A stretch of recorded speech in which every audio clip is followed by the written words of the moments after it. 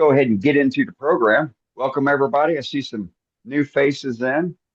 If you want to self-identify and let us know how you heard about the group, let us know in the chat, and I'll pull you up, and we'll have a nice little conversation, give you a nice, real nice, warm group welcome.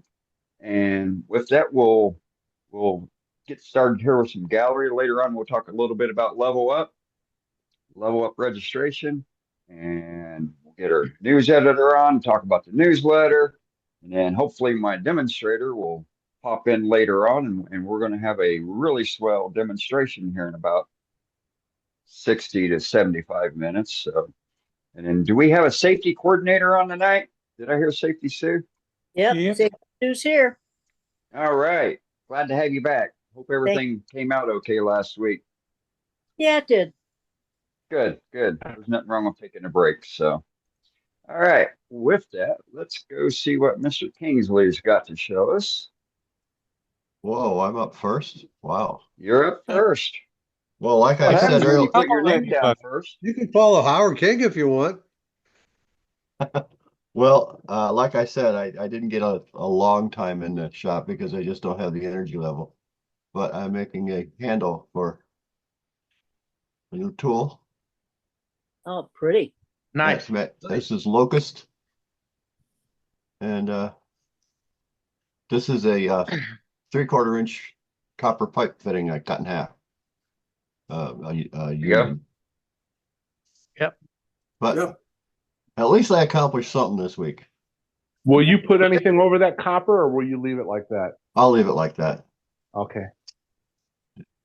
I asked because I never put anything over mine, and then a year later I look at it and it's got a lot of patina, and I go, "Man, that used to shine." Yeah, it gets dingy.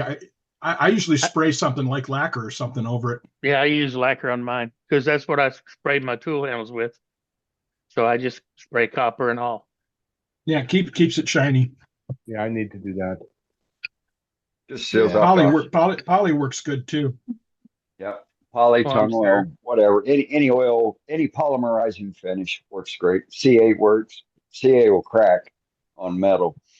Well, I figure it looks experienced. There you go. There you go. That's what I tell people.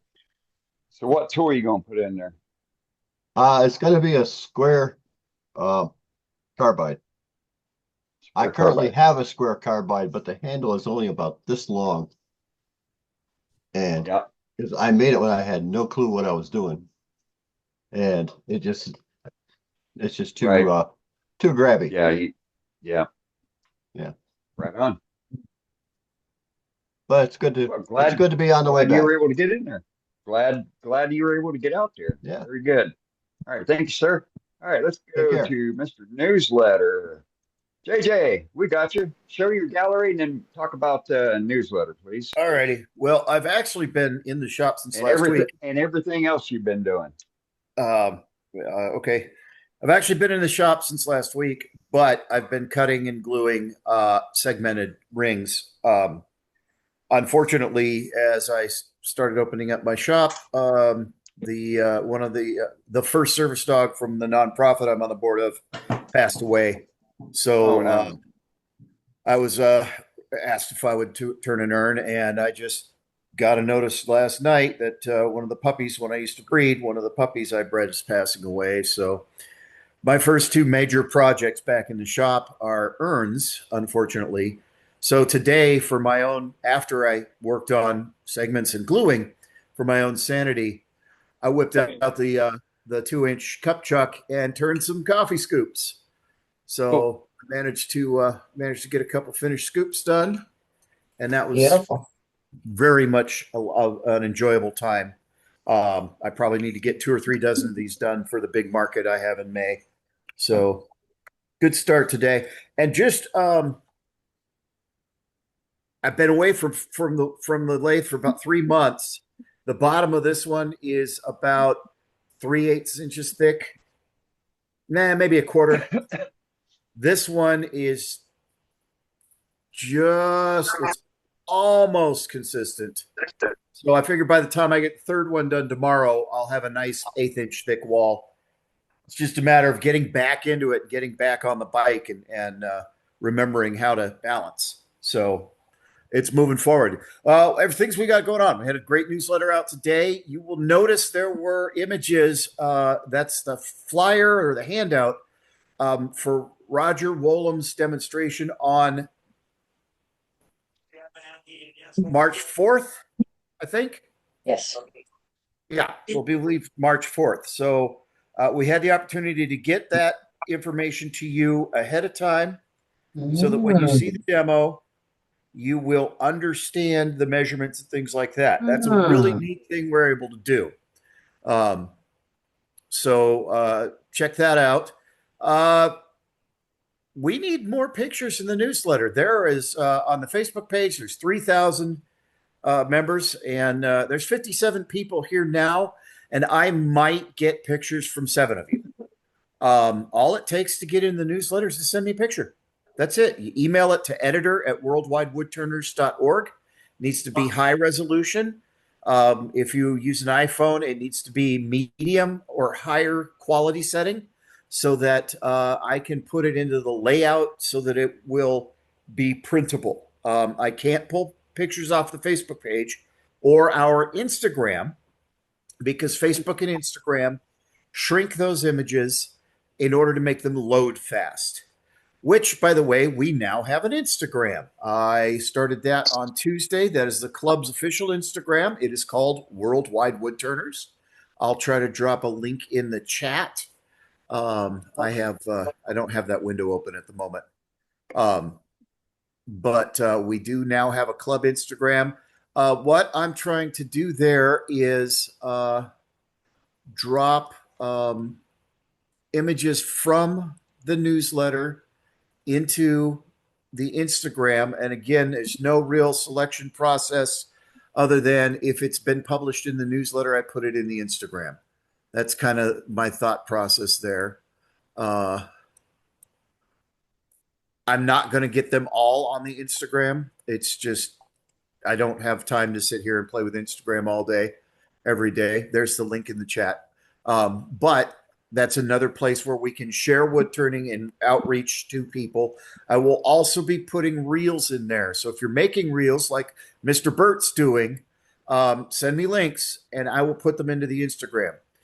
And Dane, whoever has the top access to the Facebook page, I need to get with, I don't know if that's you or somebody else. I need to get with them because we can connect the Instagram to the Facebook so that if we publish something like a reel on Instagram, it'll publish automatically on Facebook.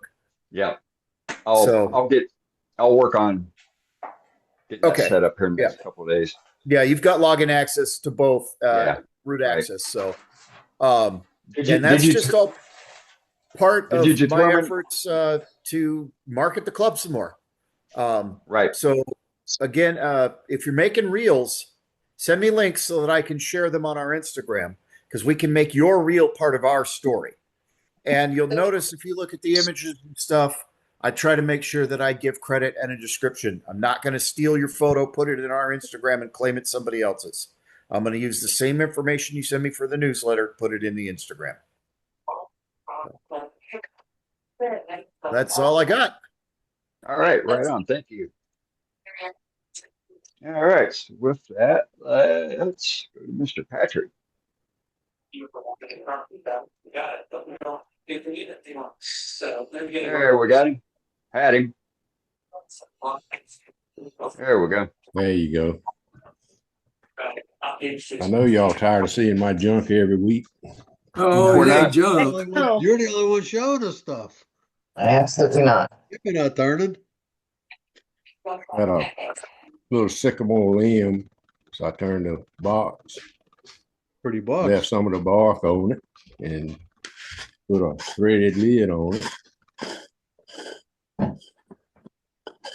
Patrick always goes over the top. Look at that. Nice. Yep. Oh, beautiful. How'd you thread that? With thread and jig from Chefware Kits. Oh, okay. What's the finish on it, Pat? That one is Rust-Oleum clear enamel. Beautiful. It's beautiful. Gives it a little bit of shine. I can't get the thread line back up now, but it works. Then I turned just a regular old bowl out of spalted pear. Yay. Beautiful. Nice chunk of wood. Nice Yeah. shape. Yeah. Yeah, that Good was spalting. And I had another piece, which is the opposite side of it. I just turned a little box. Ooh. nice. What? No threads? No threads. Look Not at even a pop fit? Just a loose fit lid. Oh my! Looks like there's some texture on that. How'd you do that texture? Looks good. Yeah, it's a little texture around the rim of it. It's done with that was with the crane texturing tool. Oh. Okay. Cool. I Is like that it. Bradford pear or pear fruitwood? It's regular pear. I'm not sure what kind of pear it is, but the guy said that his daddy planted it and it got mixed up with something else. Said the pears were not edible. Said they were hard as a rock. Wow. It started dying, so we cut it down, and I've got a ton of it. Nice. Yeah, that's some pretty wood. You. Really pretty. Then I turned to another little cedar dish. Wow. That's pretty too. I like it. Oh goodness. Yep. And what's Like now it. it's Not just a plain dish. Just a plain dish. No. Yeah. It's beautiful. No, it's Beautiful. pretty, man. Pretty And fat. Real that I actually turned it on centers. Turned the first two Oh, between centers, and then the second two I had to put it into just two jaws to hold it. And it gives it a little bit of a curvature this way. right. Beautiful. Awesome. Very nice. Wow. And one last piece. Love This is seeing a your piece stuff, of- Patrick.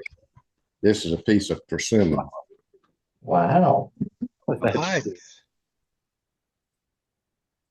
And a little texture up right in the rim of it. A little yeah, there's bead. a lot. It's pretty. Hey, Patrick, do you ever sleep?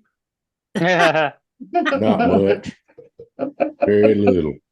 Very little. Oh. That was actually a very appropriate question. Yes. Beautiful, Patrick. Just beautiful. Wow.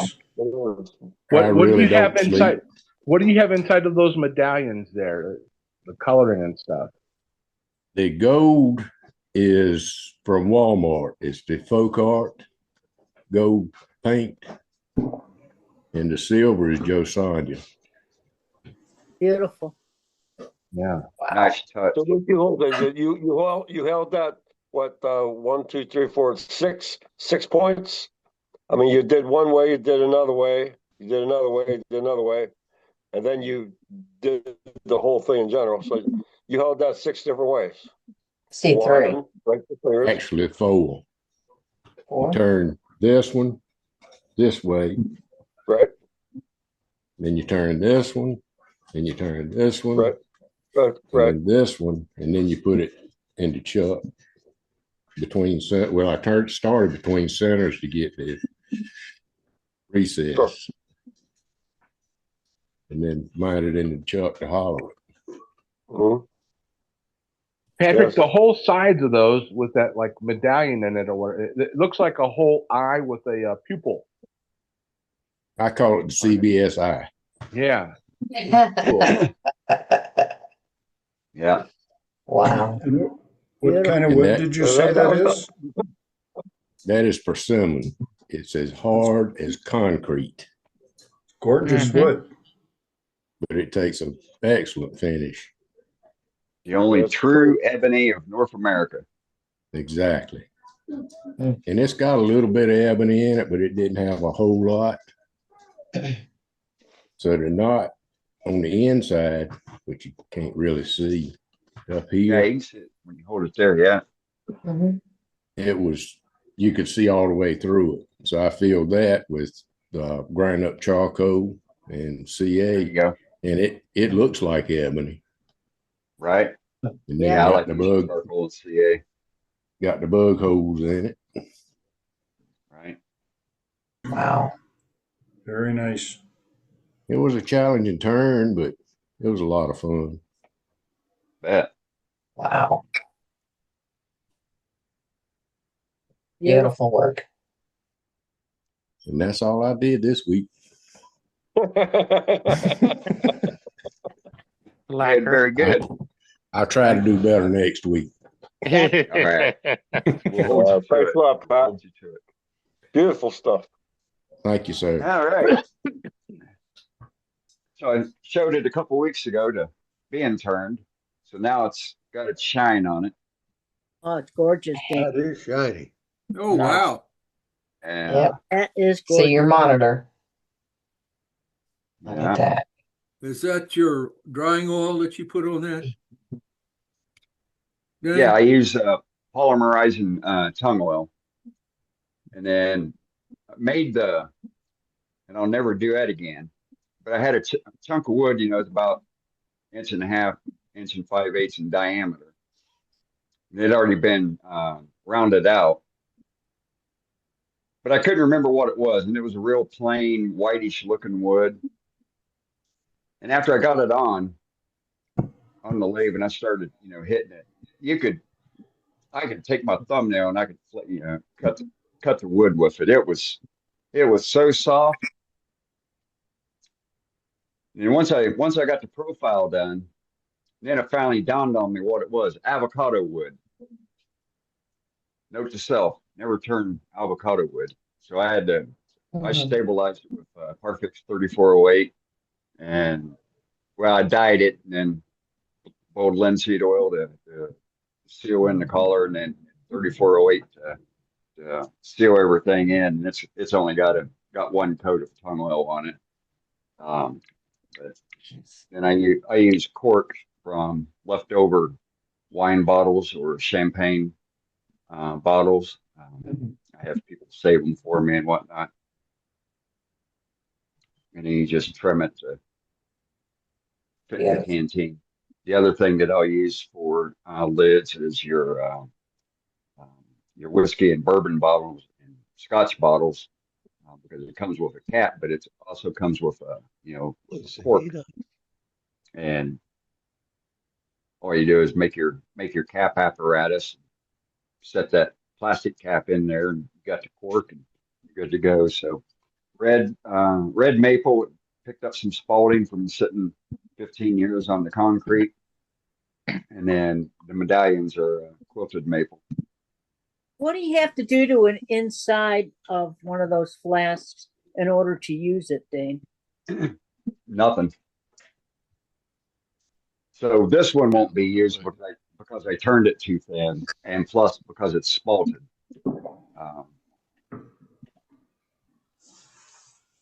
But I don't seal the inside of my canteens, which I typically will make out of hickory or pecan or mesquite. But you got to leave the walls at least 1/4 inch thick, otherwise your booze will seep through it. Okay, thanks. And I know Patrick, you use pine pitch, don't you, Patrick, to seal the inside?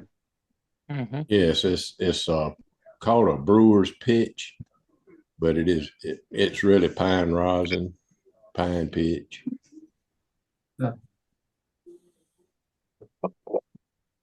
That's me. I know Very it didn't nice. work during this. I know it probably Nice. wouldn't work for booze, but during the Civil War, they used beeswax to seal Right. for a water canteen. Yeah, alcohol would probably eat right through beeswax. Oh Probably. yeah. Yeah. Sure would. Good What's thing on your none of us leg? drink then. I have Dane, seen some what's on your guys leg? that line the inside of theirs with food grade epoxy. And I've never done a canteen like that. I've used it on mugs and stuff, and it works really well on that. I watched a demo on an Osmo product, and they say it's food safe. And he just took a little thing and wiped the inside of he turned a goblet and he wiped the inside with Osmo and gave it 5 minutes and poured it full of grape juice. Poured the grape juice out after about 10 minutes and wiped it out with a paper towel, and there was nothing in there for residue. So I wonder if Osmo would work for something like that. Yeah, it could.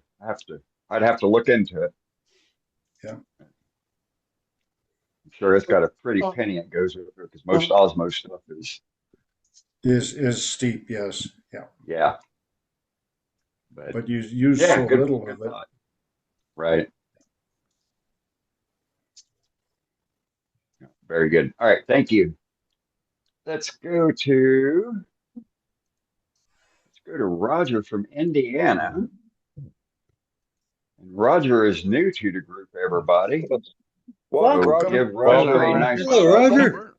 Welcome, Roger. Greetings. Pull up the bill. I'm sure you're having fun already. So tell us a little bit about yourself and your wood turning journey, and tell us how you found out about us. Yeah, I started there around the beginning of COVID, so I've been doing it for about 5 years. Just on my own. I heard a little bit from Doug from Wood Spun Round.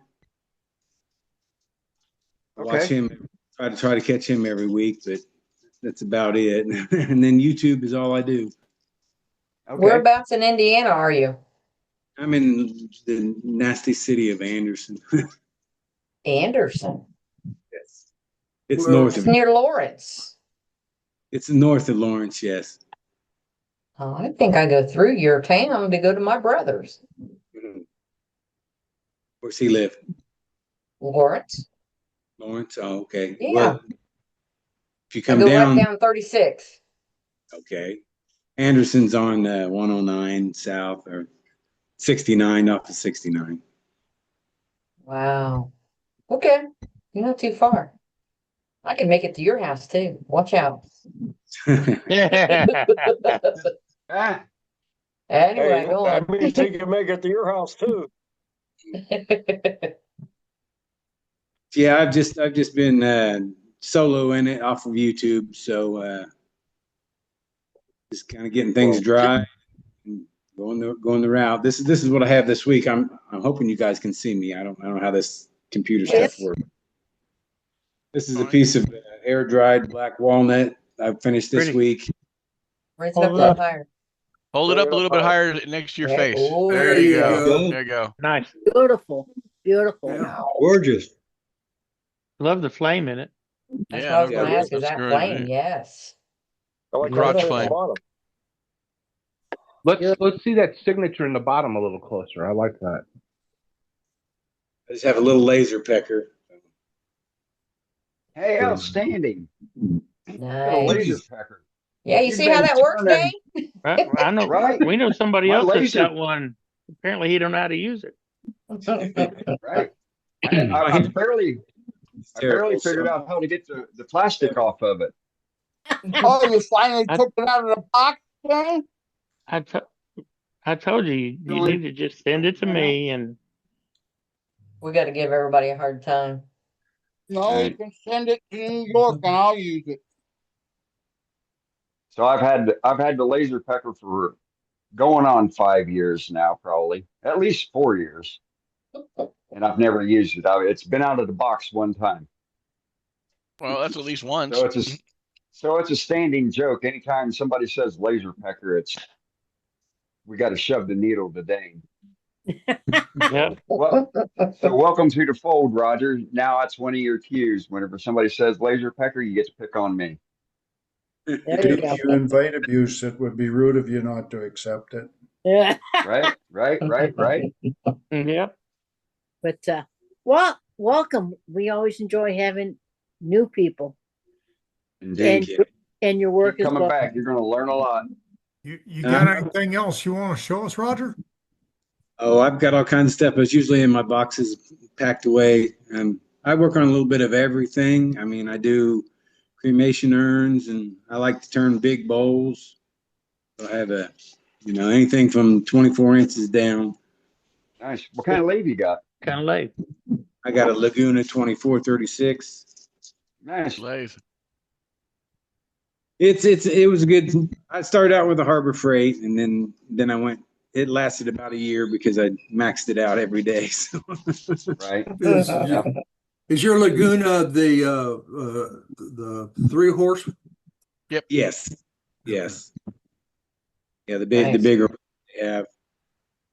And yeah, I wish I went ahead and got the 3-horse, but oh well. It's everything about it a little bit heavier duty than the 1830. Yep. Legs are thicker, and seems like everything's a little heavier duty. The banjo's better than the other one, so it does fine. Right. Spends that wood for you. Mine. Right? Yeah. Very good. Well, welcome aboard, Roger. Well, thank you. All right. Thank you, sir. All right, As much- let's go see what Mr. Dawson's got. Oh boy. Yeah. How's everybody doing? I hope everybody's doing good. That's good. Is Gary the Papa? Gary, are you on? He passed. Oh, the No, Papa. Gary didn't pass. No. Gary didn't pass. No, Gary. got Back confused. and forth with Gary. I told him I've shown this before. It's a 3D box inside of a 3D box. And Gary, like I said, it was before all we know, about Phil. Last week, I told him that I would show this, and he said that he's going to put tonight on his, his alarm or something on his phone that he'd pop in. So, Gary, are you on? Oh, I don't see so.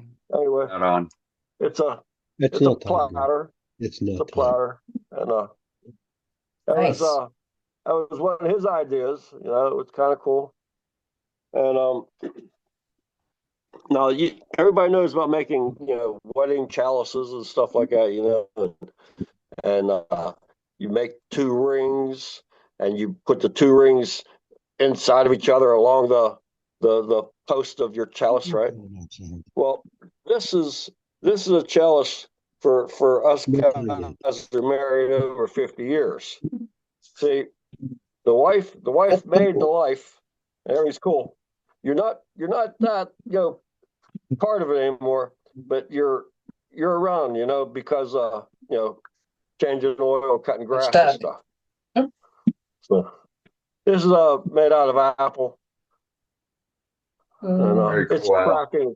It's cracking already right there. Mm-hmm. So, I still have a tenant on it. Yep. I was playing around, and it cracked. It cracked in half. You see, Yeah, you can see the void there. right there. This is all. Not. It did. I mean, it looked pretty. It's been sitting on a shelf, I bet you, about 3 years or so. And I just played around a little bit. But anyway, this is a challenge for us over 50s. my funny little honey. There you go. Nice job, Right on, Al. All right. Right on now. Everybody have a good night. Everybody be good. You too, All Al. right. Thanks, All Al. right. Takes all the fun out of it. Let's go see what Brenda's got. No, it's the best thing in the world, man. Your camera is way high.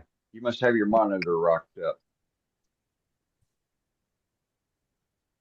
I did have to move it earlier, so. All right, there. How about There you that? go. That's better. Okay. So here's my last toothpick dispenser. Check out the You'll have to toothpicks. hold it up. See Head the high. top? Huh? Head high. Back and higher. There you go. There you go. Cool. Nice. Nice. Better Nice. job, Brenda. It looks good. Oh boy, Brenda, my goodness. That's Those such a ones in the great idea. newsletter were awesome, Brenda. Thank you. And it does match somewhere. No. Somewhere. Yeah, right there. There it is. Yep. Very nice. Yeah. Got Parfex 3408 finish on it. And I Just need to glued, find it. what have I got? 5 or 6 toothpicks together to make the finial there. Oh, that's cool. Yeah. And then just stuck them down the hole in the top. That's all I got. She says, yeah. Very cool. That's a great. I like that project. I like that project. Right. Thanks, Al. All right. Let's go see what Mr. Vincent's got. Hey, Ron. Hey, good evening. Well, it's a little blurry, ain't it? It must be a terrible camera I've got. I just have a little cherry bowl. If you can see it, Cool. Yep, we can see it. Nice. Looks great. It's got some inclusion missing yet, and I did some piercing on it. Oh, cool. Nice. But I didn't want to screw up the inclusion, so I didn't pierce all the way around. Yeah. Yeah, let that be the That's cool. huh? Yeah, it It's looks really good. some nice grain to it, but it's hard to see Yeah. it. How thick is your where you're doing your Piercing. piercing? It's about 1/8 of an inch. Okay. It's just done with a Beautiful. Dremel. Wow. Very Yeah, nice. that's got some killer grain in it. Oh yeah, it was a log that was laying around. I thought, well, we'll see what's inside. And that's it. That's what's inside. Right. That's what it wanted to be. Very good. Yep. You've been making some other neat stuff too. You got any of that? Well, I sprayed lacquer on them, and I can't have them in the house until the lacquer dries because they stink. Right. Yeah. Yeah. White is very Believe me. sensitive to Believe me, smell. So, Believe me, that stuff will really harm your body. oh yeah, Last year about this time, I did a job, not a job. I was playing around here, and I got some infection in my lungs. I think some of you might remember, but I mean I had trouble breathing for almost 4 weeks. Lacquer is not a good thing to mess with. no. It's nerve. Yeah, it's very a bad toxic. thing. Yeah, it Well, is. we winter here in Florida. We have a shop, and we've got one room that's got an exhaust fan, and we spray in that room. Right. Good idea. Yep, that's Yep. the way to do it. Very cool. All right. Thanks, Ron. You bet. Good. Beautiful piece. All right, Matt, can you take it away from here? Sure. Next up is Todd. Hey, Todd, what you got? Well, I have a little piece of maple. So it had like a little bird's eye or something in it. I don't know. It was a little different Custom figure grain. than a lot of the other stuff that I've had. And then put some color on the outside of it.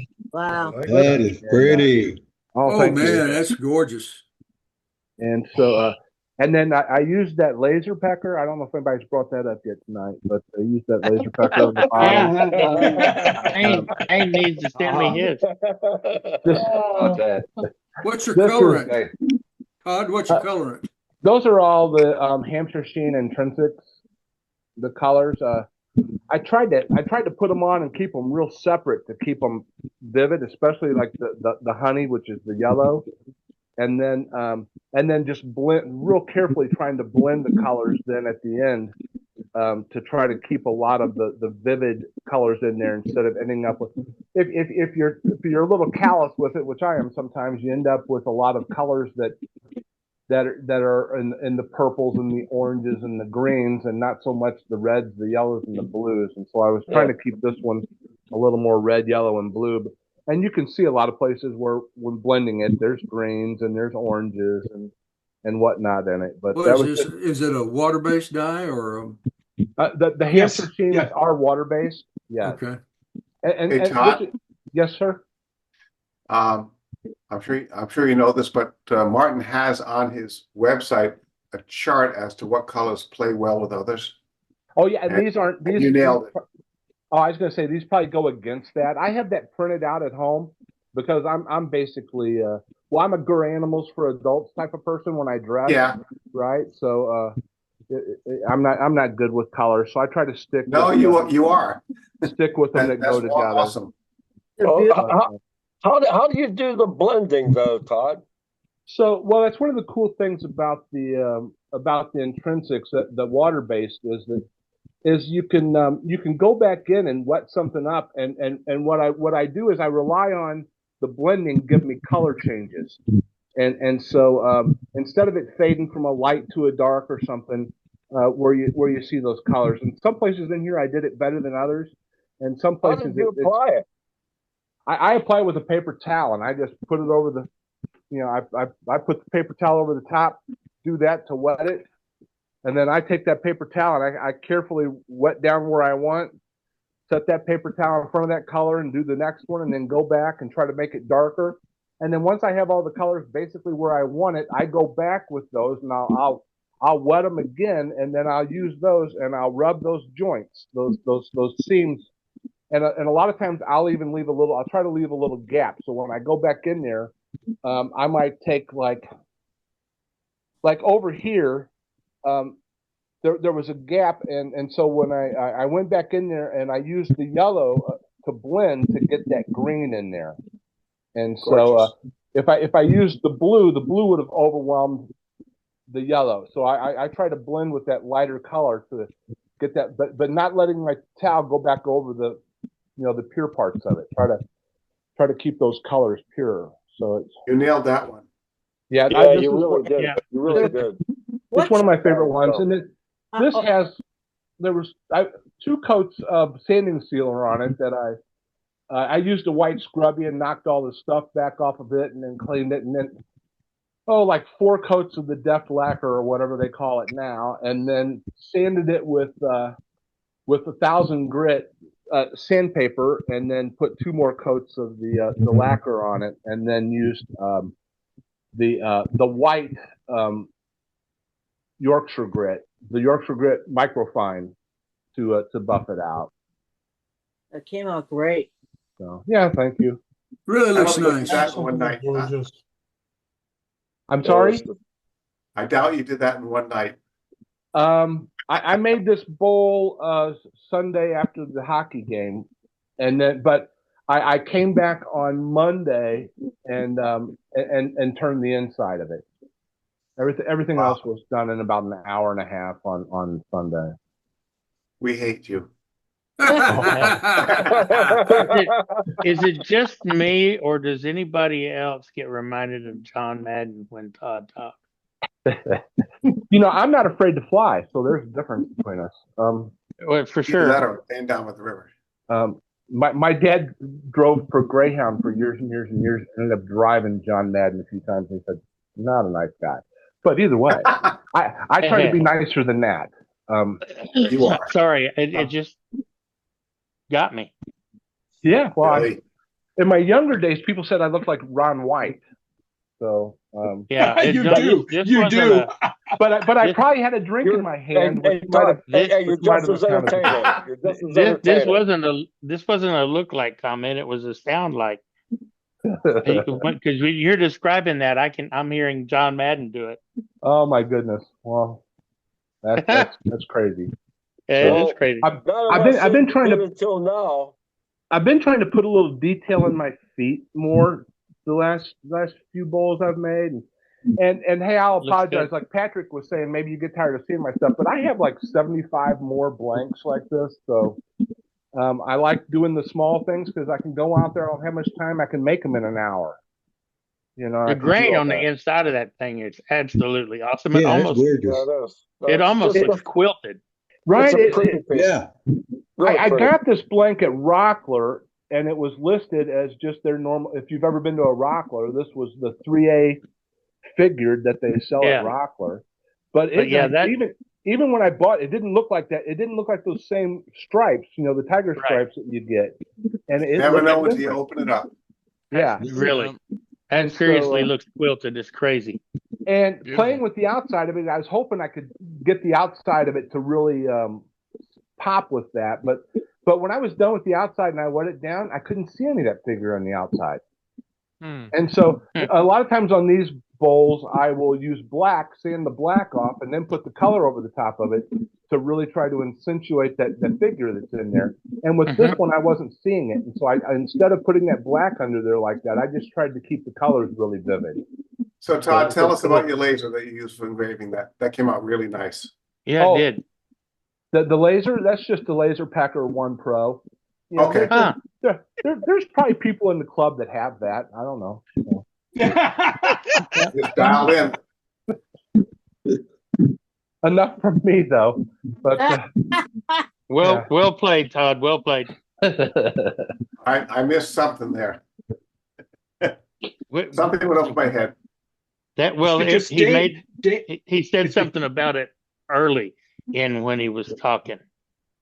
It's because Dane has one and it's still in the box. Yeah. Yeah. So yeah. 4 years, Dane. Almost 5. Yeah. Good to see everybody tonight, though. I tell you, it's so encouraging to see all the crazy things that people make. I don't even know where to begin on that stuff. Crazy. And I usually thanks, mute Todd. the It's very stream nice. when Jim Duxbury gets on. that's what happens to the copper ferrules on mine when I don't coat them. Yeah. Nothing wrong with that. This is at my mom and dad. That's the first little screwdriver I ever did. Made it for my mom, sitting here on my dad's desk. Yeah. Excellent. Good stuff. Yeah. It's almost time to sign up for SWAT. I know we've been talking about Level Up, but I hope to see some people at SWAT. Or both. Well, yeah. I can't make it to Level Up, but man, I'm sorry to miss that, but that's marching band season. My daughter's a senior this year. Yeah. And man, that's like the time of the area tournament. And if I miss that, I tell you, my son did marching band in college. In high school. Daddy. Best thing he ever did. Man, that's like primo. Don't you dare miss that. Yeah, can't do it. We'll send you a video. I'll be looking for all of that. When you live in Texas, marching bands is as important as football. Pretty much. Almost. Well, I'll tell you what. Let's get on Facebook, and I'll have my phone in my pocket, my shirt pocket, and you can watch everything that I'm seeing. I guess when my son was in high school, he did marching band and football at the same time. And fast forward 15 years, he'd rather he just did the marching band. That was a busy kid right there. Yeah, he was ADD. Yeah. Yep. I will say that if you miss your marching band, your daughter might not still be living with you when she's 38. Yeah, really. I love my daughter and she can live with me as long as she wants, but I hope for her sake she's not there at 38. That's the right answer. Just In this her marching band, she won't. All right, be folks, speaking let's get out. Let's do some more gallery, folks. Yeah. We're going to go to Victor. He's next on the list. Oh, howdy, everybody. I can really tell that I've looking at my stuff here that things have changed since my dog passed a couple weeks ago, and I've had more time in the shop. Oh, sorry. So I told JJ about it. He knows. I'm going to start with a honey locust bowl. I don't think I showed this. I don't think this was ready last time. That's pretty. And I dug out the old cuts all bits and I love carved the the feet feet. on it. I like the feet. Yeah.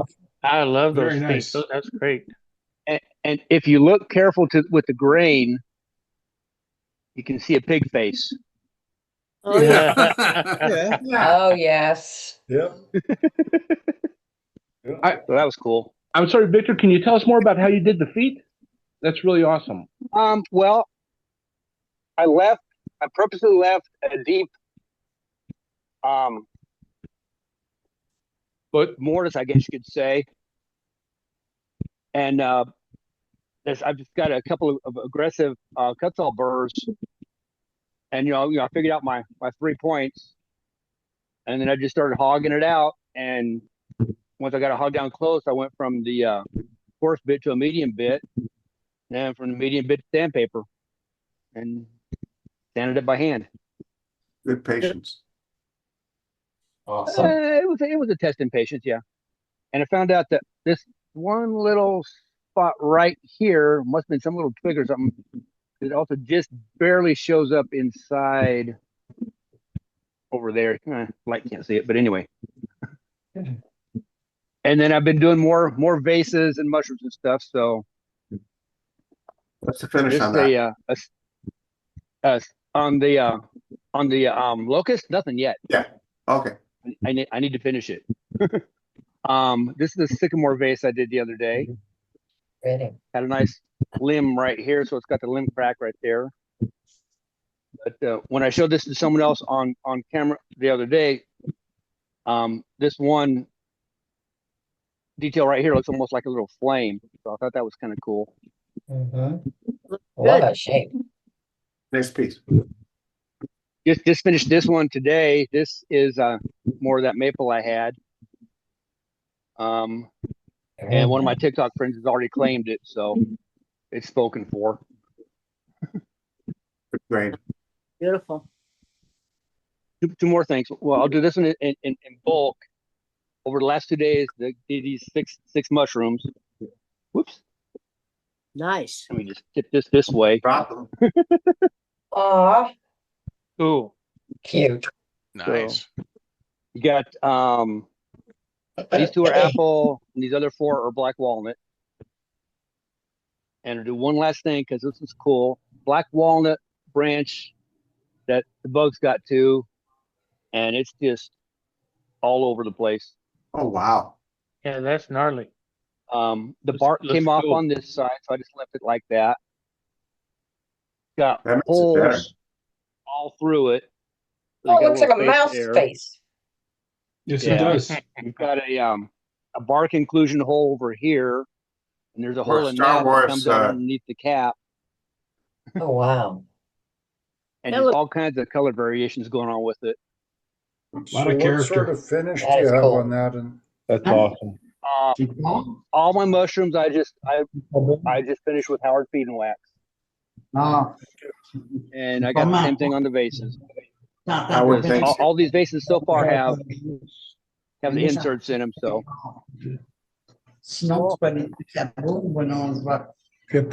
Very, very cool. someone have a hot mic. I got it. Yeah, thank yeah, you. yeah. And- Too many people. And my thin bowl has finally started to warp. Mhm. Had to sit a while, but it's finally starting to work. Adding character on its own, eh? Yeah, there might be. Well, there's a couple more pieces, but it's just another little vase and mushroom. So that's enough for now. On your Thank you very much, vase, is Victor. on your vase, Say is again? that hollowed out, or is it on your vase? Is that Um, the- hollowed out or drilled?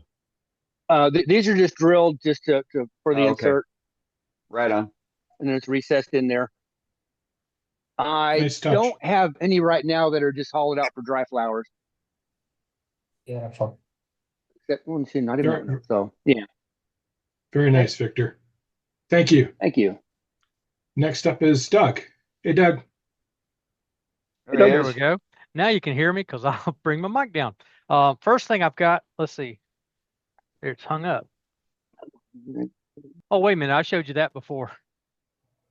Don't you start. Just fuel to the fire, you know. Worked on this one a little bit this week. Got a little bit of a shine to it. So There you go. that one's pretty well done. Did a practice piece for what I was going to do yesterday, and this is what I came up with. Oh, cool. Kind of a vase shape with the ribbon, like we've been doing for a couple years now with the finials. Sprayed it all black, put on some Joe Sonia blue. Not real happy with that. It didn't come out the way I thought it might, so I may do a little more hand sanding and redo that just to see what's going on there. See if I can do something better. Try the chameleon dust on that, eh? Hold on. Okay. That was practice for yesterday, and this is what I did yesterday. Okay. Beautiful. Same idea, except I kept a solid rim all the way around the top. The other one, the practice one, it became just too flexible, too unstable. The wood that wasn't was a good solid idea. enough. So yeah, this one, the practice one, it had 3 breaks that I had to repair, which wasn't hard, but I had to repair it. Right. This one, no repairs. We need to define communion dust. I will just say, this little rim made all the difference in the world. And it's, it's not very thick. It's pretty thin, but still, it goes all the way around. So it added a lot of stability. Painted the whole thing black, and then there you can see the chameleon dust from, well, the entire ribbon. The base is still black. Keeping that rim on there, Doug, turns it into a vase. Yes. That makes, you've got a top and now you've got a bottom. Absolutely. I got to apologize. I heard communion dust instead of chameleon dust. Chameleon dust, yes. The chameleon dust comes from well, there's a lot of sources. I got mine from Emma Cook over in England, and I'm using my 3rd jar of it now. It comes in little bitty jars. First 2 lasted a long time. This one is it's a purple. It's called nether. But anyway, you get a change in the light direction, and you can get a different color. I can see purple and brown from my point of view. But anyway, it's pretty cool. I did the dust down to this line here, and then just in black from there down. And I'm liking what I've got going. I just got to get a little more finish on it. This is some old cherry that is down here at the very base. Is really, you can see it's flat there. It's really sucking up the finish. So I've got to get 3 or 4 more coats probably on there before it quits doing that. So anyway, one other thing that I'm doing, and I'm trying to get this so I can do a production run. JJ did one of these not long ago, and I'm really liking the idea. I did one for a girl at work with for Secret Santa, and she's a coffee person. Has worked in coffee shops, and I did one for her, and she just went to pieces. She loved it. But anyway, this is one I did today, just working on the process so I can do production of them. I'll do probably 20, well, anywhere from 10 to 20 at a time. That scoop is exactly the same as a commercial coffee scoop. So, I know how far it is and I'm using that bit right there, and it goes all the way down to the Jacobs chuck, and that's how deep it is on the inside. Just a little bit of light sanding, and then turn the outside so it's pretty thin all the way down. Have my handles, and it's got a tenon on the end at 1/4 inch to go in a 1/4 inch hole. I've got to go in and sand that little nub off on the inside. Other than that, it's very, very simple process. I'm just getting the process down so I can do them quick enough where I don't have to charge very much and they can be profitable for me. So that's what I've been working on. Is that a router bit, Doug? What size core box bit router is that? Or router bit? 1 is inch. that? That's a 1 inch. A 1 1/8 would probably be better. That way it doesn't have to be so Deep. long. That's pretty Yeah. long. 1 1/8 would be, that would take a 1/4 of an inch or so off the bottom, maybe a little more. And I think that would put it in a little more balance. But this is what I got for now. When I get you would say that would be a 2 scoop coffee? Well, it's the same size as the scoop that comes with Gavalia coffee. What is just like a heavy tablespoon, I think. Okay. So. Hey, Doug. Yes, sir. Going back to your other project, the one with the vase. Vase, I watched your video yesterday. Again, what was the name of that cutter that you used? Because I'll tell you what, you did that whole thing within you're usually about an hour, and that cutter just was like butter. To cut the ribbon. Yeah, yeah. Dremel 543, Al. Yes. 543. 543. Yes. It comes on the shaft. You don't have to buy that extra. That's what what is You that? can buy an the inch? cutters, but you can buy the cutting wheels by themselves too. I know Yeah, because I've got yeah. some. Right. That's an 1.5 inch diameter cutter, and it's good for just about anything hard. I have not used it on glass yet, but I've been looking for these to try it on glass. I've seen other people do it, and they seem to work good for doing glass goblets. Just to cut the stem off, all you got to do is etch it basically, and that should work pretty well. But anyway, Dremel 543. And what you and in your video, you said you bought it at what, Lowe's, you said, or Home Depot, or you bought it local? Home Depot is where I got it. Yeah, Yeah. that's right. Yeah, okay. So it was just a local box store. Okay. Yeah, yeah. 54321. I should remember that. 543. Hey, you be good, old man. Thank you. You can get them Thank on you. you can get them on Amazon too. Oh yeah, yeah, yeah. If you find any kind of outlet that sells Dremel, you should be able to find these bits. And if they don't have it, I'm sure they can order it for you. Outstanding. Thanks, Doug. Yeah, buddy. Very, very nice. I'm looking forward to where this all goes. Right. So we're going to go to Tim Hatch next. Hey, Tim. All right. Well, real quick before we start up, so I was out dinking around in the shop, and I can't afford one of those high-speed threading jigs, and hand chasing threads is probably not my deal. So, Alan Stratton a couple years ago was talking about building his own using an XY vise and some other things and a 60-degree bevel. So that's Poplar, not bad. Little reinforced with CA, got a little chip out on that, but that's the very first piece that I turned just to see if I could get some threads. And then I made my very first funnel. Grain match, pretty good. The threads being, when they're tight all the way, the grain doesn't match 100%, but I was able to get some pretty good threads on a piece of spalted pecan.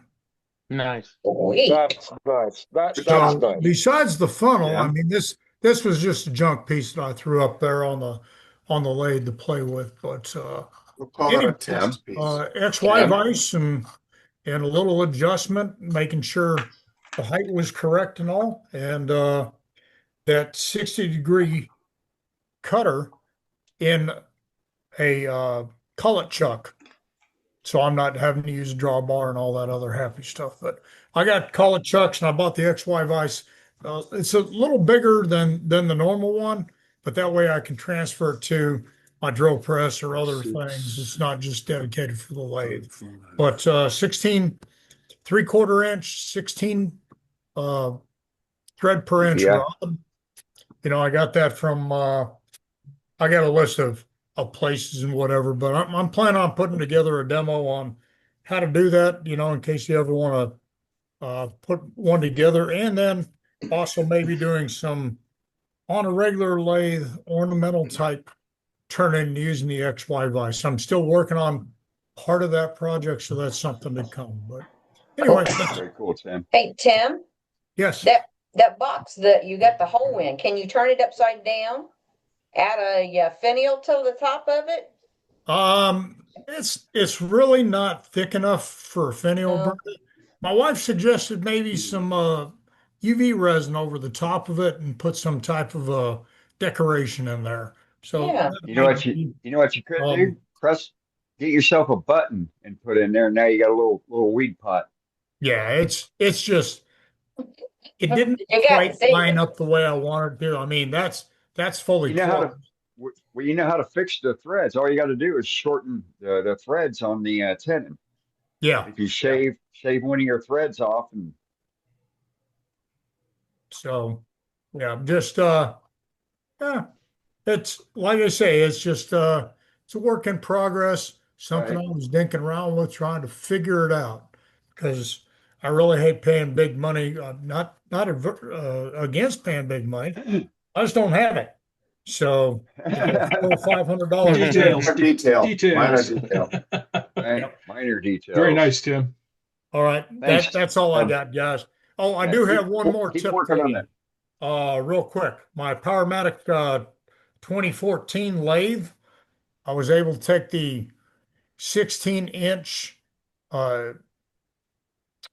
one-way easy core and just grind down just a little bit on those two knives I've got, and it cores beautifully without having any adjustment screw on the knives. Now, the tool post that the knives rest on, that needs a couple threads of the Allen screw that goes with it. But so I can use that on either the 14-inch bed or transfer it to the 16-inch bed with the lathe extension. So for those folks that are out there trying to get things and trying to make it right, just take a little time with a grinder and a file, and you can do just about anything. So what did you grind off? Because I have issues with mine. The shaft on the knives. Yeah. If you're using it on a 14-inch bed, it's about 2 to 3 millimeters too tall from center. So Okay. what I did was I cut off the bottom of that and dropped it down to now it's on center, just slightly above center. And the first time I was using the coring system, hell, I broke 2 tenons and I was cussing it and all kinds of things. And after doing that, I cored 3 different bowls, and it was just like butter cutting right through there. I got to try that because I have the 3520, and I've been learning how to speak sailor with mine. Yeah. Yeah, you're gonna definitely need, the next step up and everything. But with mine, the 2014, with the lathe bed extension, I have the option of dropping down 16-inch instead of being a 14-inch. So I bought the set for the 16-inch, hoping I could make an adaptation to it. So, but that's all I got. So good job. Very cool. Thanks, Tim. Appreciate you. All right. Let's go to Safety Sue and get our safety moment on. Sue, you out there? I'm out here somewhere. We got you. Hi, guys. I hear a lot of people doing other projects, which is great. And we all know that when we're going to the lathe, we need to do a practice thing first before we actually do something that we want to keep. But I want everybody to remember that just because it's a practice thing, don't skip your safety rules, even if it's a pen or a finial. Make sure you have safety glasses on, a full face mask. If you're sanding, make sure you have at least an N95 mask on and your dust collection is on. If there's a lot of noise, please have earplugs in. Otherwise, you're going to say, please speak a little louder, sir. I'm very hard of hearing. And so, yeah, make sure that you're using your safety rules when you're doing anything in the shop, including grinding down some edges or grinding and sharpening your tools. Make sure you've got safety equipment on, because your family wants you to be able to hear them when they're telling lovely things to you, or even when they're complaining. Your family wants you to be able to see how beautiful they are. And they want you to be able to walk and have all 10, well, we'll say 8 fingers and 2. So folks, make sure you have your safety equipment on. And another thing, I see too many times people don't shut off the lathe just because they want to move their tool rest up and down a few notes. Whoops. I'm even guilty of that. But try to remember that it only takes a second to get hurt, and no one wants to be hurt. So take care this week, because I really want to see everybody next week. And also, let's talk about procrastination. We all procrastinate sweeping up the floor, but I'm talking about level up. don't procrastinate. If you need your tax refund, do your taxes now. Get that refund, sign up for Level Up, because I want to meet as many people as I can and hug as many people as I can come September. So, folks, remember, sign up for Level Up, be safe, and I hope to see you next week. Take care. Thank you, Wow, Sue. what a great softball back to me about Level Up, because I was just going to mention we've got something going on here with Level Up. And it kind of looks like this.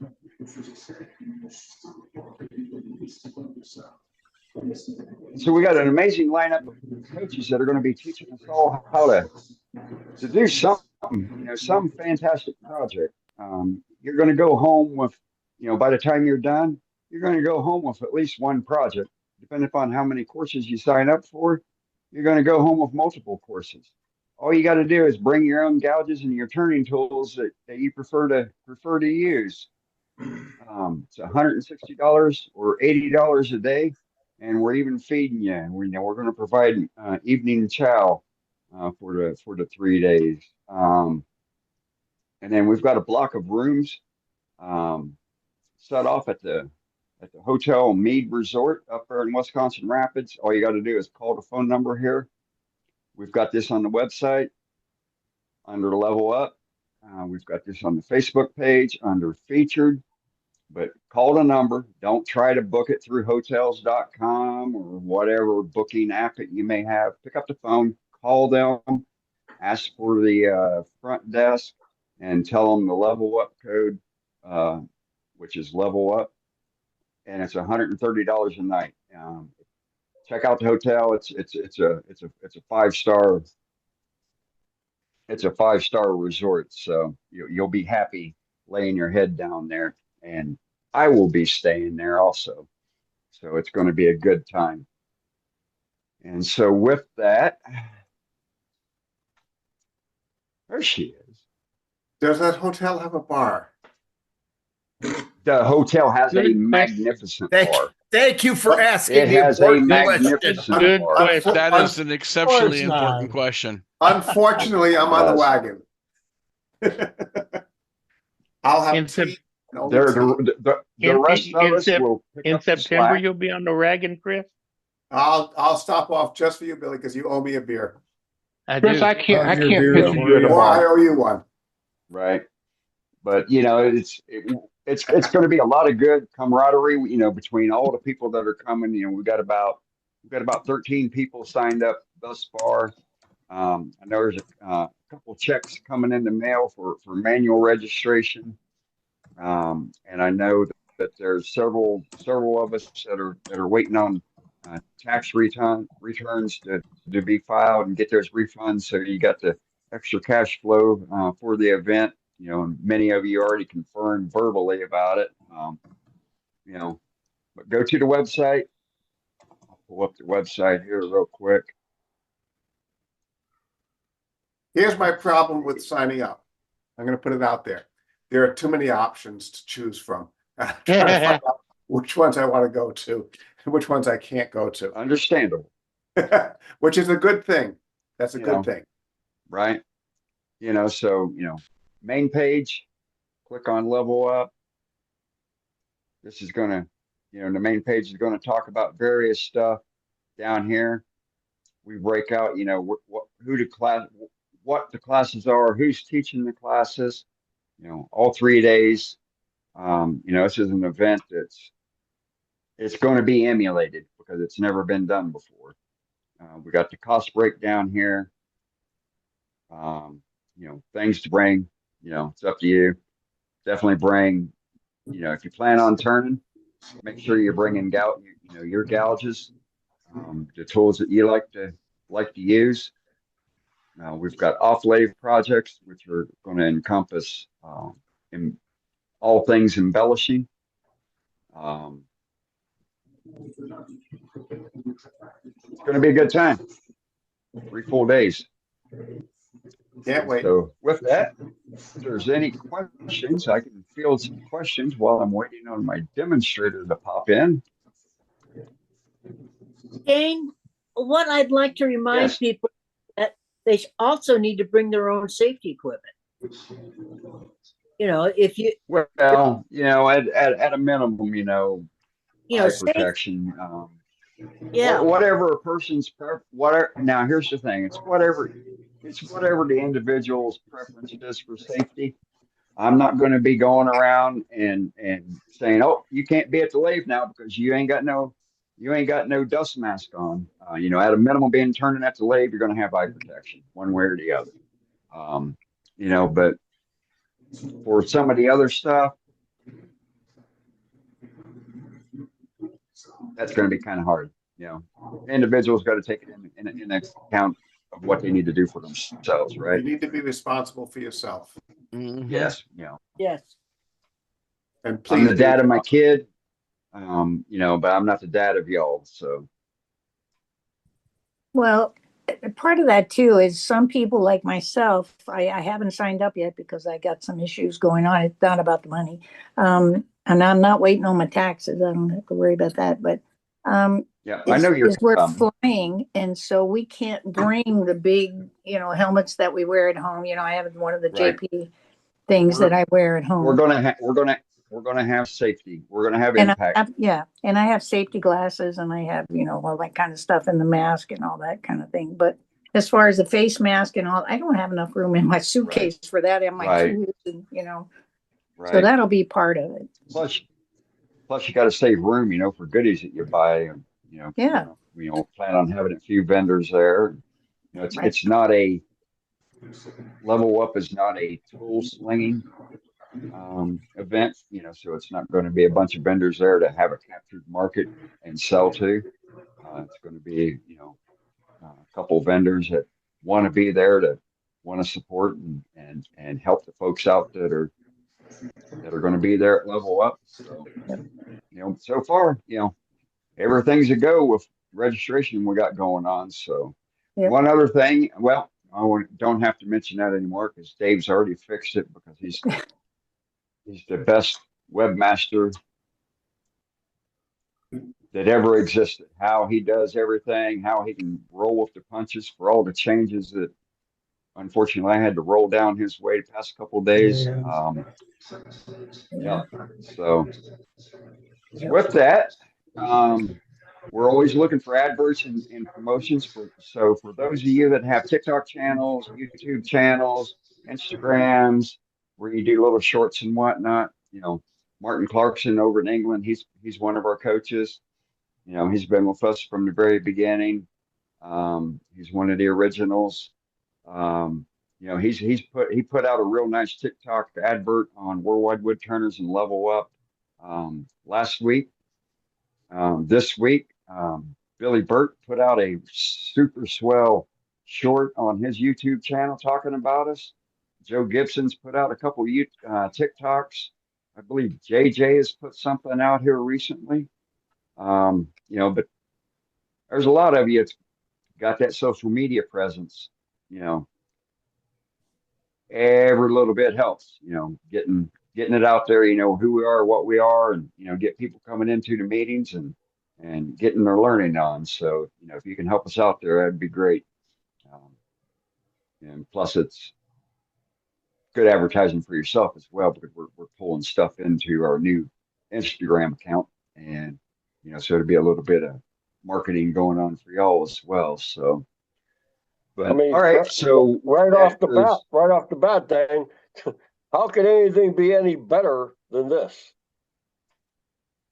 Well, I don't know. We keep trying to make it better. And this is like going to be a crazy thing for so many people that have seen so many of us by Zoom only.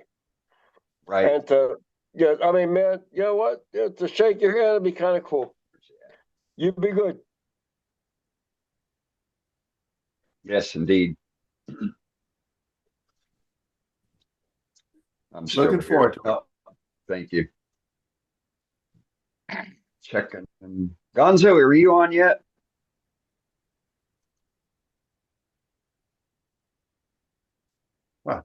Can you hear me? I heard somebody. Gonzo, are you there? Can you guys hear me? I can hear Yes. you. What's your iPhone? There it is. Got it. All right. So, Gonzo is going to be doing our featured demonstration this evening. Let me get you highlighted here. And he's inviting us into his shop. This is going to be his debutante appearance for a demonstration. He hit me up a couple weeks ago and we worked out a date, moved some stuff around so he could jump in here and do a demonstration with us. So how's it going, guys? He is going to turn the project his way. There's many different ways to turn something, but he's going to show us how he does it. He's got something really great planned for us this evening. And so with that, I am going to mute everybody. Gonzo, make sure you unmute yourself. So I'm muting everybody now.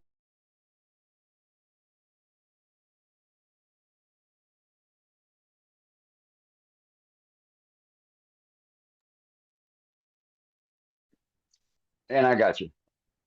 Once you unmute. You guys, can you guys hear me now? Yes, sir. We got you.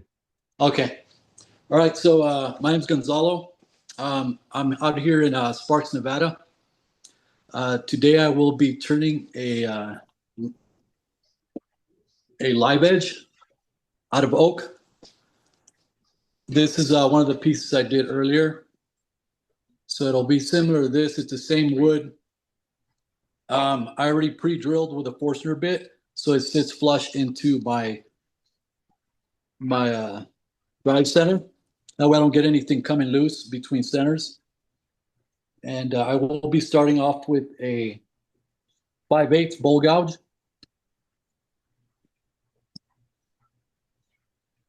So I make sure that this is all lined up before we get started. Is this too much light? No, it's perfect. It's fine. It's good. It's good. All right, so I'm gonna line this up really fast. Let's see it all off. What kind of wood was it again? It's oak. Okay. Yeah, it still has some greens in it. A little bit lacy. Yeah, one of my buddies from over by Grass Valley brought me a bunch of it, so I figured I'd turn some of these. They're fun to do. They're a little scary at times, just depending on the size that I do, only because those wings come flying by pretty fast, and I turn pretty fast as well. Well, right. At a higher PM. Let me move that a little bit more. Oh, should never moved it. The beauty of turning between centers, you get to line it up how you want it. Right? That's the best part. And the only thing about this is thicker on one side than the other. So I'm probably going to have to just kind of take it down to where I can get it all balanced out on both ends. And what I do is I start off, that should be good. I start off from this side. So I go from this direction in, and then I go left and right.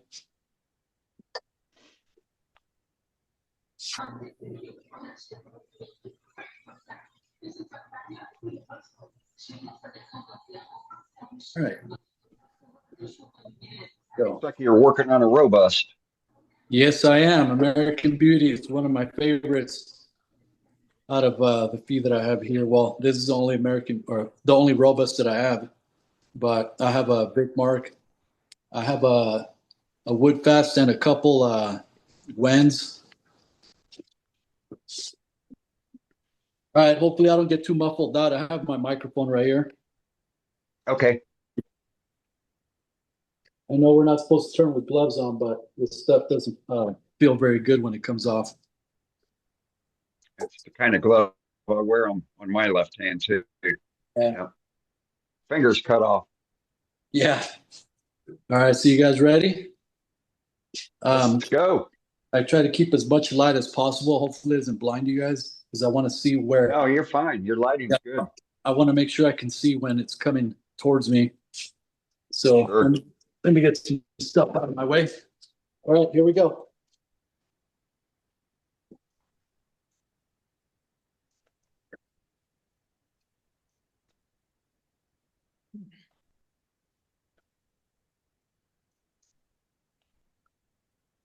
All right.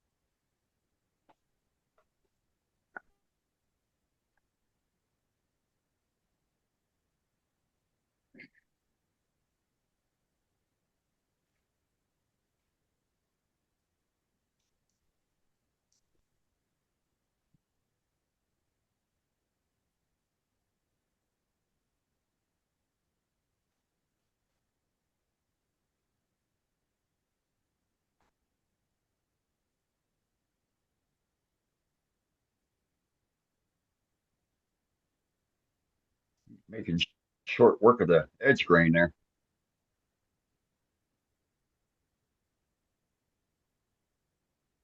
This still has a little bit of moisture in it, so I can feel the little bit of the water coming out of it.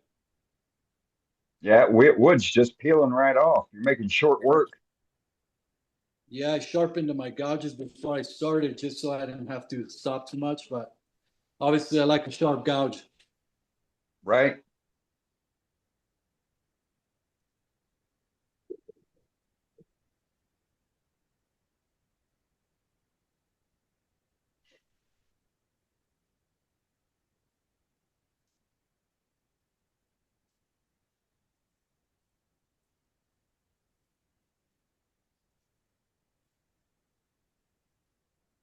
I do a lot of stopping though, just to make sure I got everything right. So now I got both my wings. I don't know if you guys can see. Let me move you guys over here a little bit. I got a little skip mark right here, but I got both my wings already flushed out. Yep. So there's no more flat spot. I'll probably just go in with a lighter cut with my 1/2 inch. I just want to get some of this stock out of the way when I do that. And then I'll create my tenon after.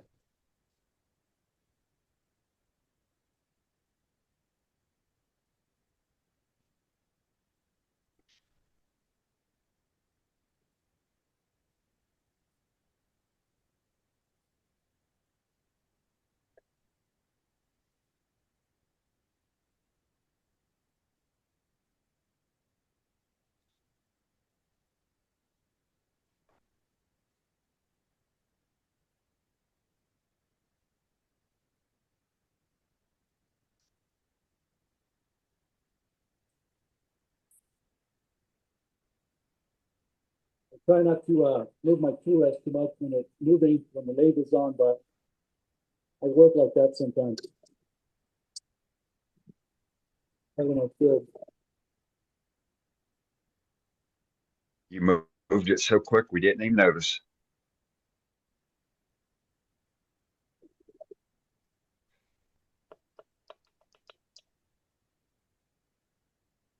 All right.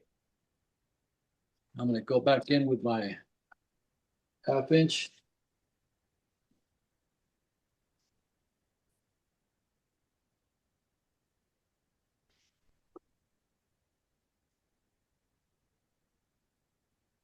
Take some light cuts.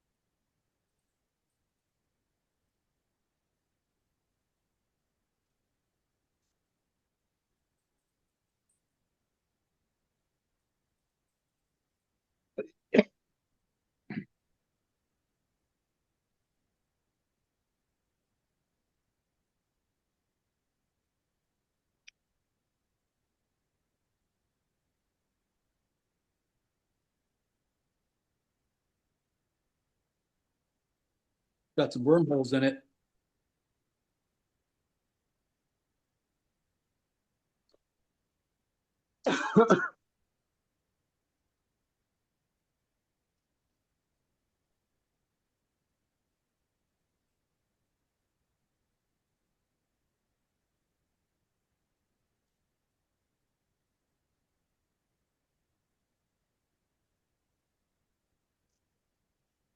Mark my tenon. If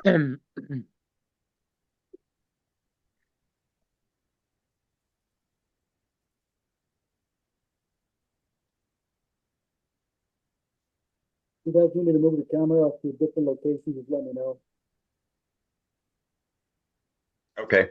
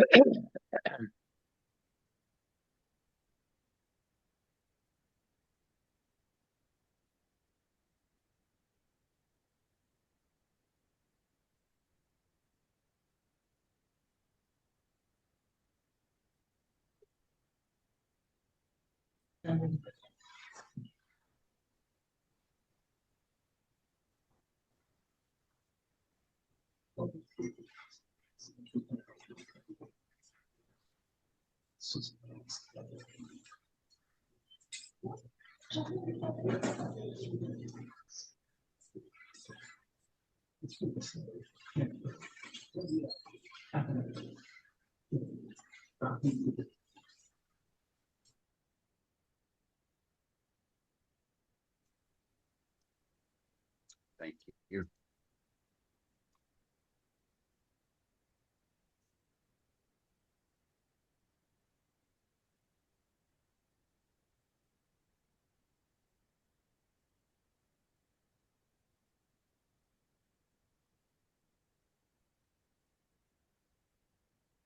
Right after I clean up this tenon, I'm going to stabilize that bark. Show you guys how I do that.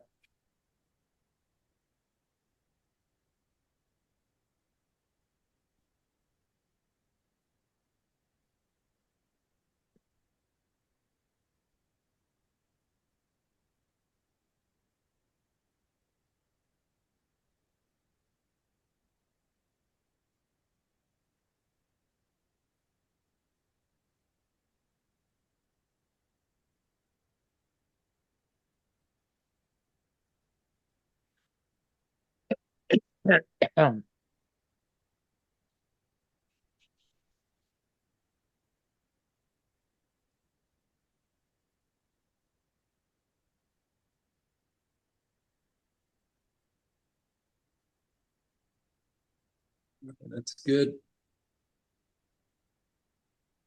A lot of this cleanup I'll do with sanding. I got a high spot here, but I'm not too worried about it.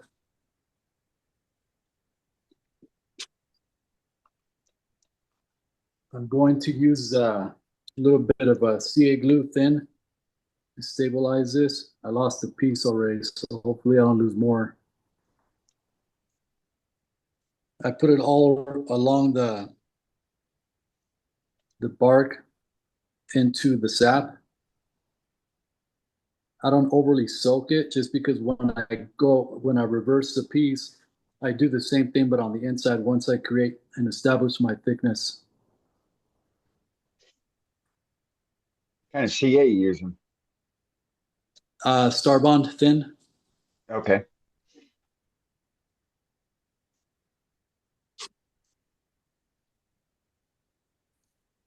It usually I'll use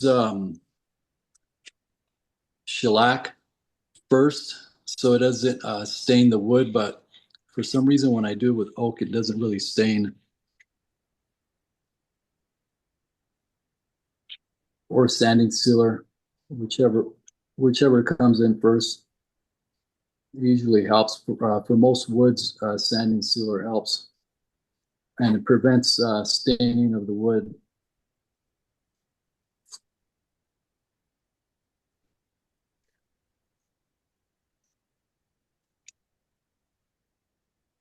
All right.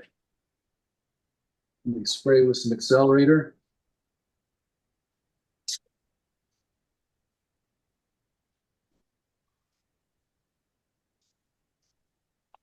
Then I'll rough it out with a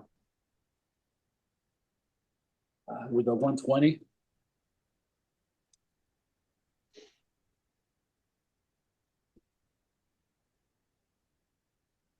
Pretty hard to sand these while they're spinning just because of the wings. But if you turn it up high enough, you'll miss a lot of that air.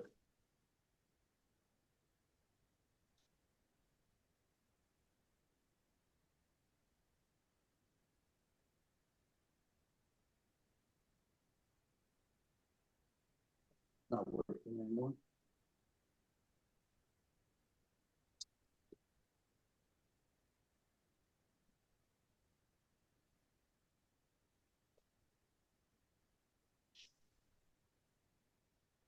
And if you guys can see all the wormholes, well, there's no holes yet, but you can see all the dust compressed in there. Right. It'll probably start breaking out once I reverse it.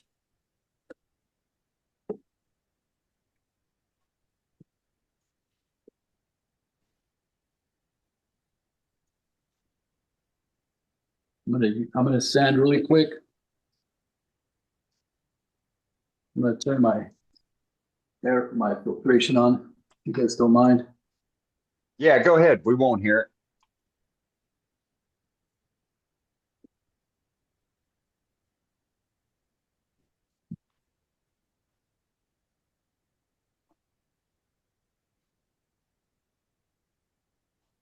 Can you guys still hear me? Yeah. Yes, we can. Okay. Loud and clear.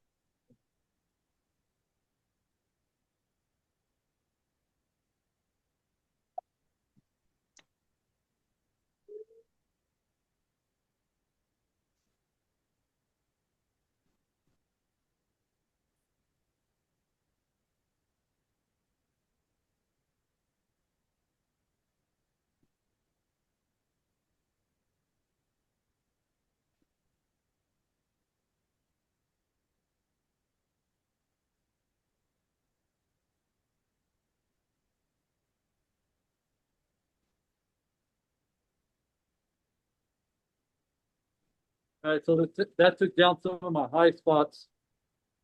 Actually, all of them. So now I got the shape I want.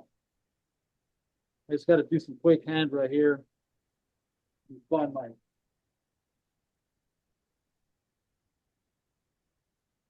there it is.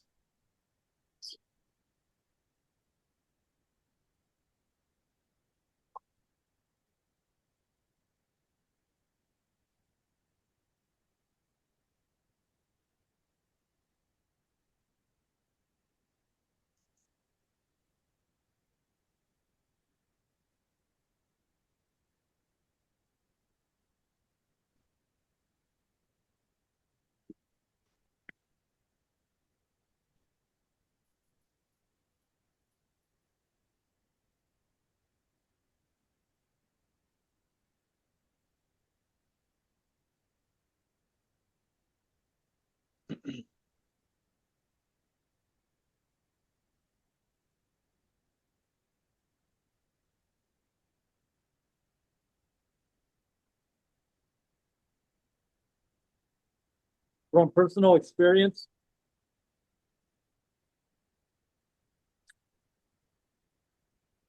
always use one of these drill sanders, because if you do it by hand and you get over here by the wings, it'll catch it and throw it, or sometimes slap your hands down. It doesn't feel very well. Yeah.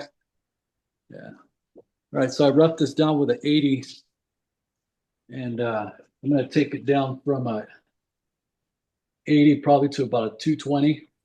It'll be quick. It's already taken down on the high spots, so should be good.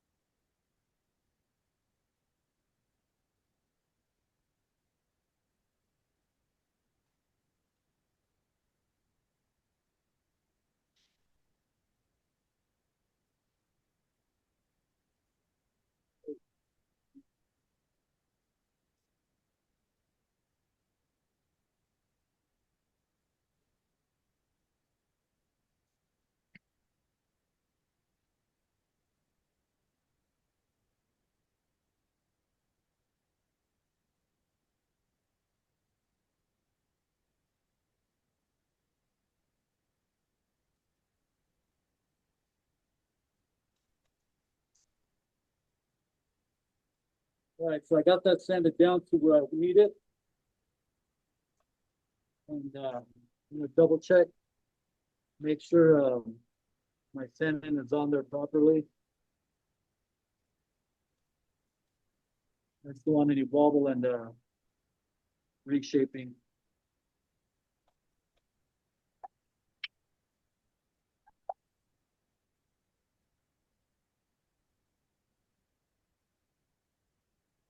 I'm gonna take a 3/8 spindle that I put a 30 bevel on it. I usually use it for detailing, which is not often. So I'm going to clean up the wall that meets the tenon, just because I could see it go a little bit this way versus completely flat. So I'm going to flatten it out in here.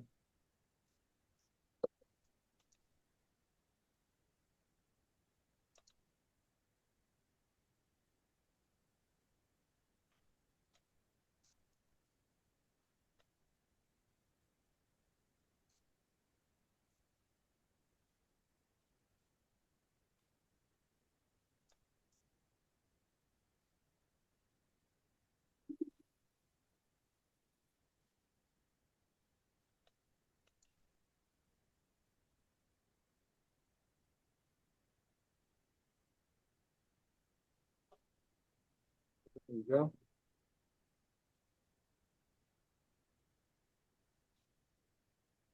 All right, so now I'm gonna drop everything. You guys still hear me? Yes, sir. We got you. All right. All right, now I'm gonna flip it over.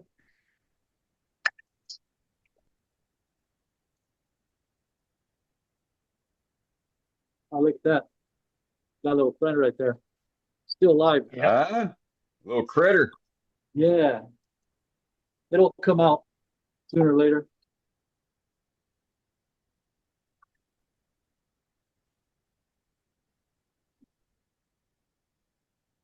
There's a joke in there, but I won't say it. What's that? I said there's a joke about that little worm, but I won't say it. Oh. Thank you. I'm using a Vic Mark 120. This is one of my favorites. Mine too. Mine too. I about a year ago I bought I think it's the 150. Let me grab it. Holy crap, that thing's got to weigh 10 pounds. Yeah, I bought this bad boy right here. I love this one. This is a big boy, and it's got the scroll for it for like spindle work. I like it. I thought I'd share. Heck yeah. All right. What do I do with my key?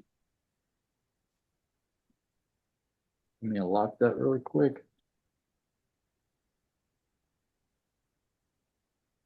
And I'm going to use a tailstock just for safety to remove some of the bulk. Then I'll eventually take it off when it's light enough to not break anything, you know?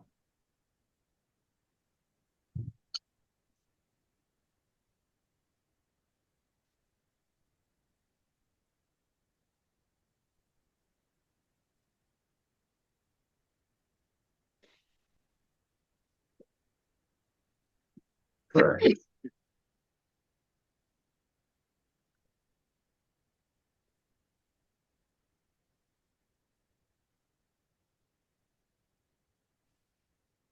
This is the fun part.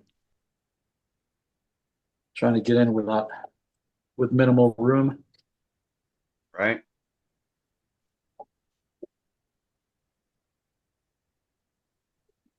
Hopefully you guys can't hear me breathing like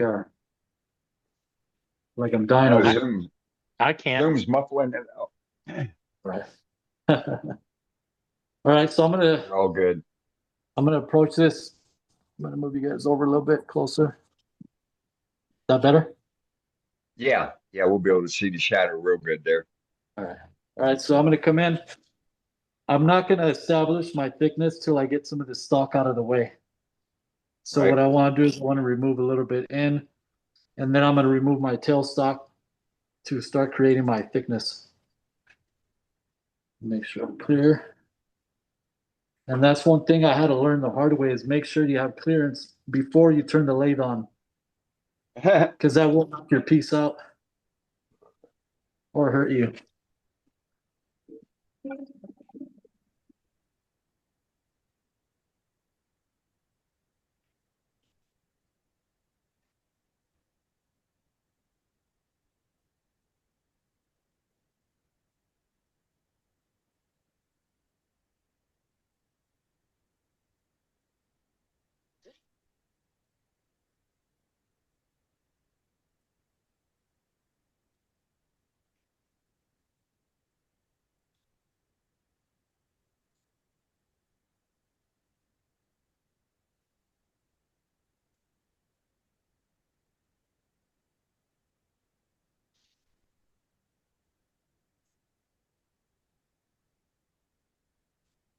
All right, get this out of the way.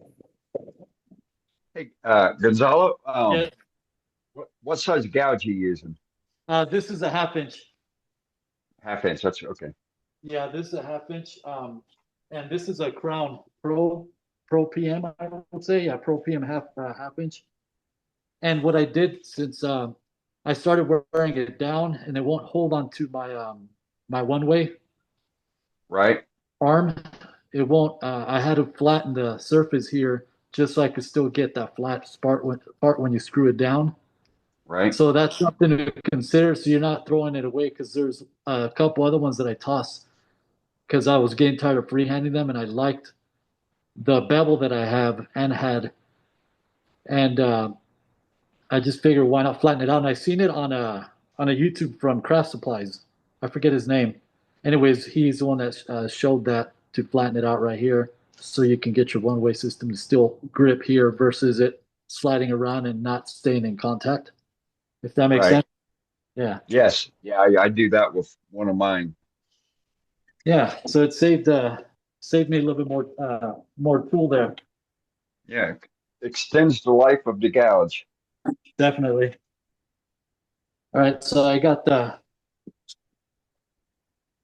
tailstock out of the way. I'm gonna move you guys here, see if you guys can get a better look of what I'm gonna be doing now. Yeah, there we go. All right. Hopefully I don't hit the camera because I gotta swing my. Actually, that should be good. All right, you guys ready? Double check my. And then.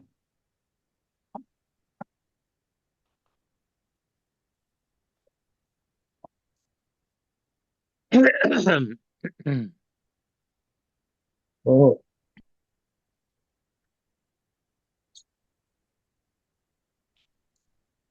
Now I've established my thickness.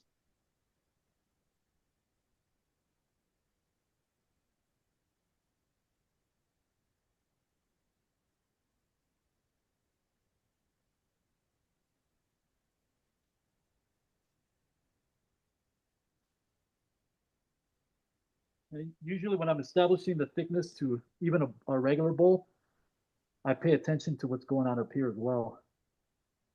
And then the curvature of however you shaped it, you got to pay attention. Plus, we get to see wood and air. Right. So you kind of get an idea of what direction to keep pulling through. But I start really slow till I'm happy with the thickness. And it's a little rough still, so. I think I'm going to go a little thinner.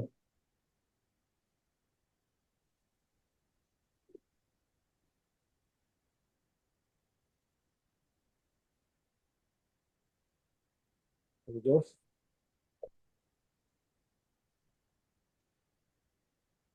Like that.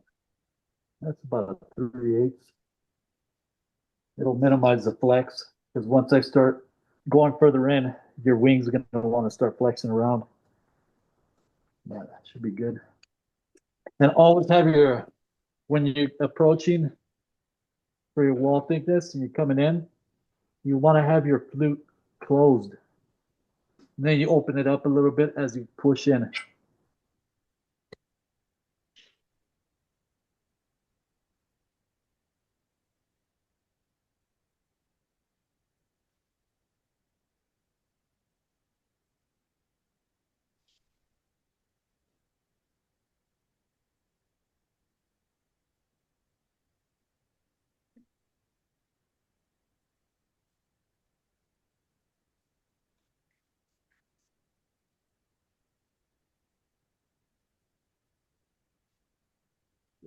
Hey, Gonzalo. Yes. Could you explain, for those that are new, and then as a refresher for the rest of us, what you mean by open and closed flute? Okay, so that's a good tip. Yeah, so your flute,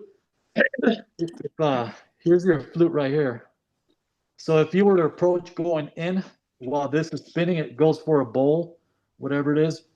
If you go in with your flute up, open, what's going to happen is going to hit and it's going to catch and it'll roll your tool over. So when you approach an entryway, you want to close it, which would be at 3 o'clock. I don't know if you guys can see that. Yeah. Yep. So then but you also got to pay attention to your bevel. So you got to approach it with the bevel in the direction that you're going in. And then you want to start swinging away. Swing the handle towards you. And then you start going inward. And you could open up the flute just a little bit and you'll maintain bevel contact. Right. Somewhere's around, not too much past 1 o'clock, would you say, when you open it? No, not too much. Yeah, not too much. Okay. We good? Yes, sir. Thank you. Okay.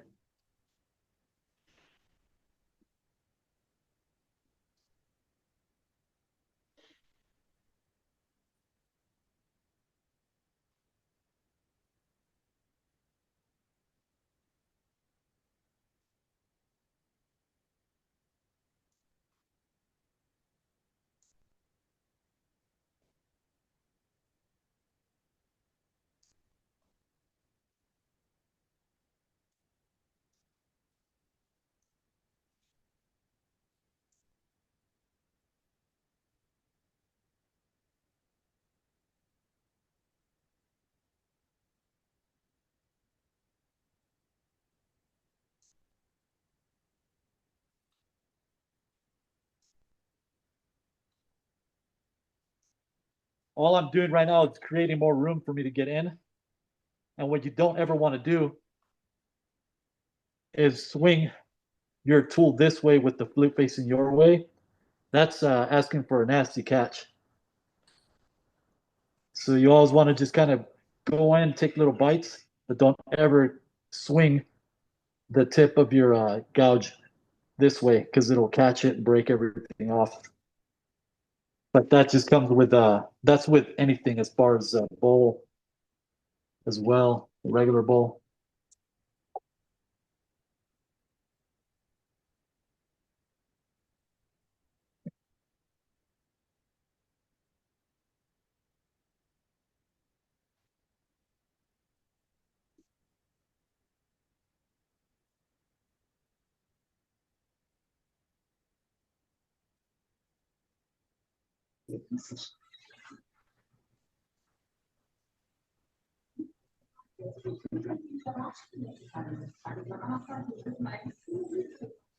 What's your turning speed?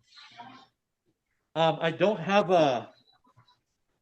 it's like an actual digital speedo, so I'm guessing I'm probably at about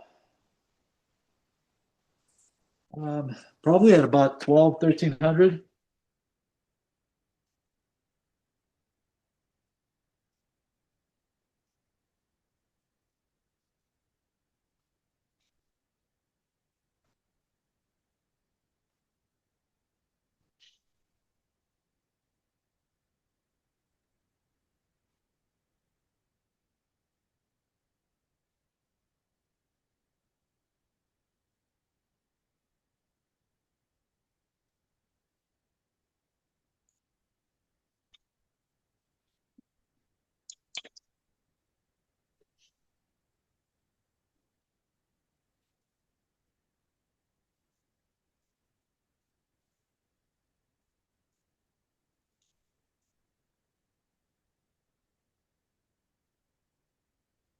I'm starting to lose some of my bark. All right, now that I've established my thickness, now I'm gonna put some more CA out here on the inside, right where the bark meets the sap, as I did on the outside.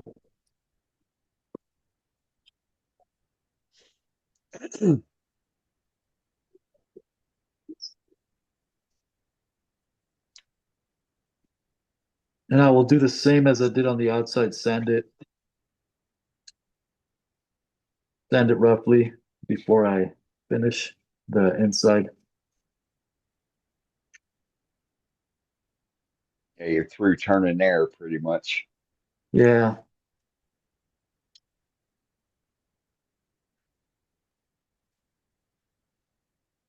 I'm thinking about keeping those little green stems that are hanging off of it.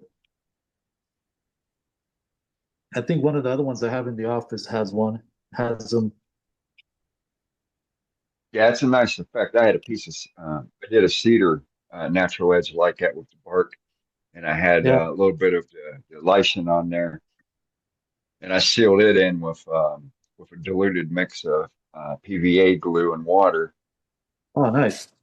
and it kept the green surprisingly. Oh, that's cool.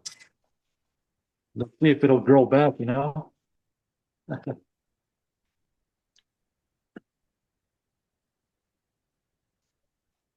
Sand it a little bit.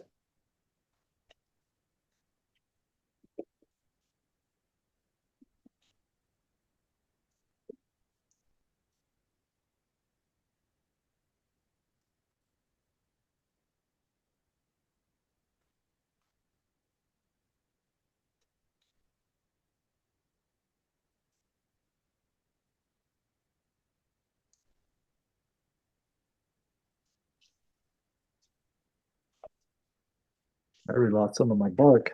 Should have done this sooner.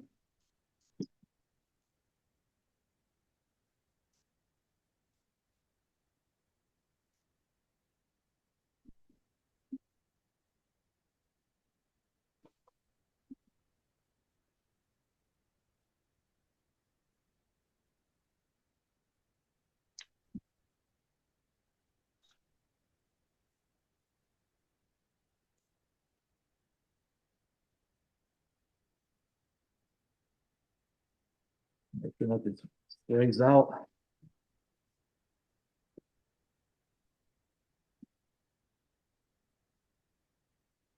And always remember to check your chuck because your tenon will still compress, especially if it's still somewhat fresh. I'm gonna start taking down some of the center. I'm gonna go back to my 5/8 so I can take some of that stock out.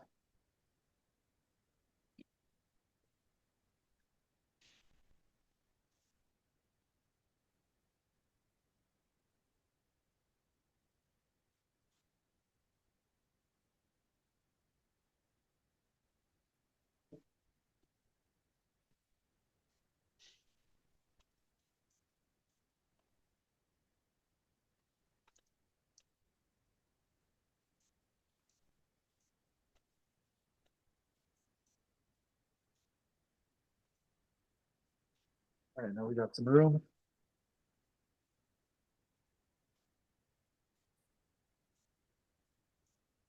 I'm going to take chip away in sections before I get to my final bottom. Okay.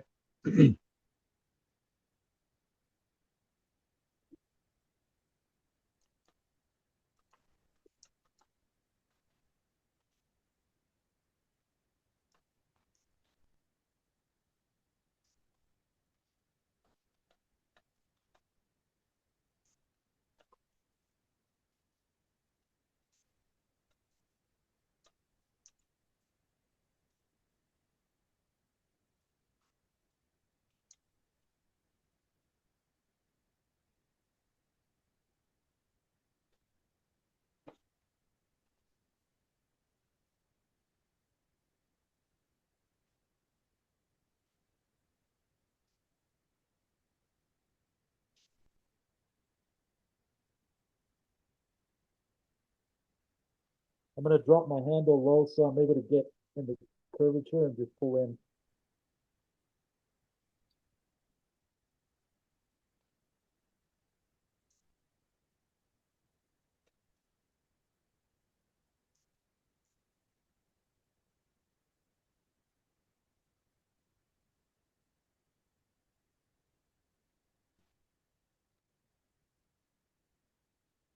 Taking a light cut.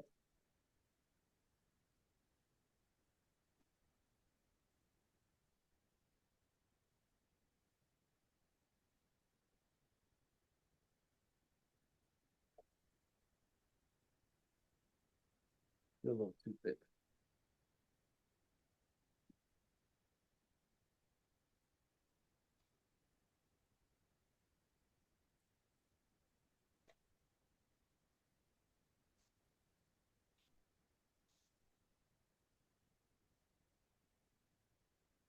Yeah, that looks much better.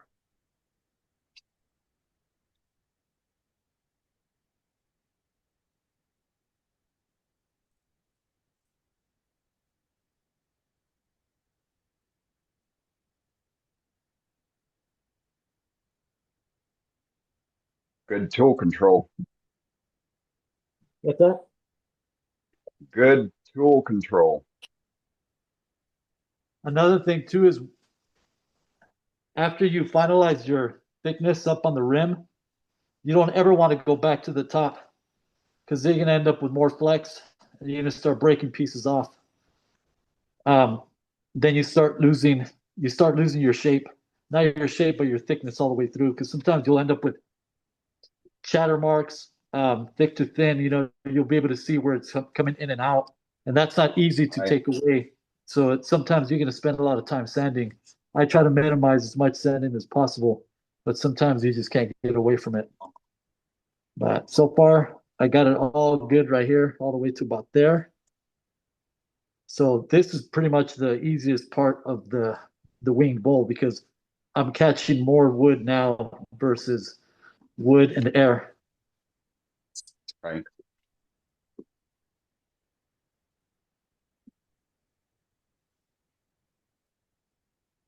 So now I'm going to make room to get in there.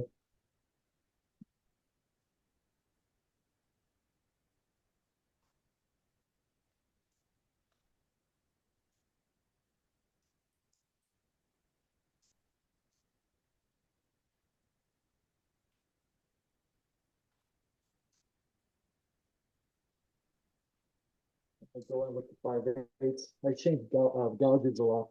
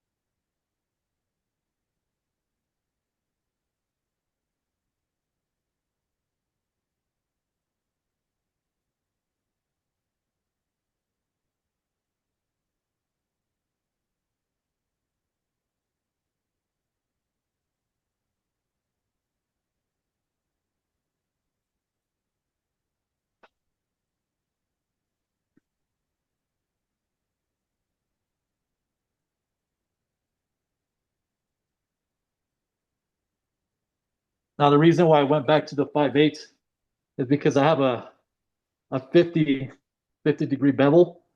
So it's easier for me to curve around inside versus this one has a 60. And you could only get so far in with the 60 because you come to a halt and then your tip of your tool starts digging that way forward towards the headstock. Now with this one here, I take down a little bit of the heel. You guys still there? Yeah, we can see it. Okay. I take down some of the heel so I'm able to slide around. And then plus I have my wings pulled back, and it makes it easier for me to ride the walls with the side of the wings right at about right here versus Okay. over here you get a catch.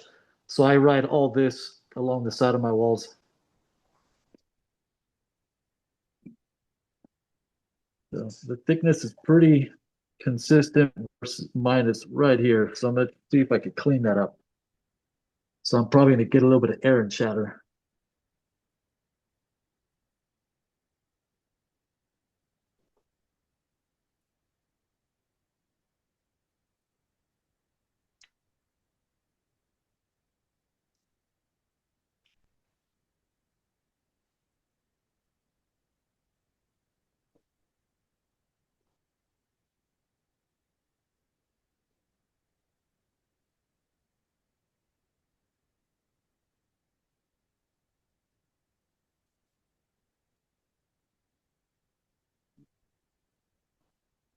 That'll send off. All right. Step took you more of that inside. Center off.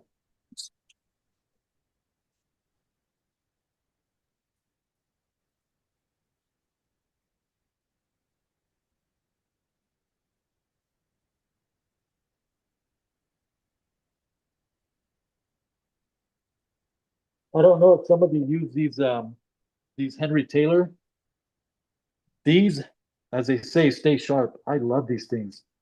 I've gone through a large bowl with sharpening twice, and they stay pretty sharp. I like them.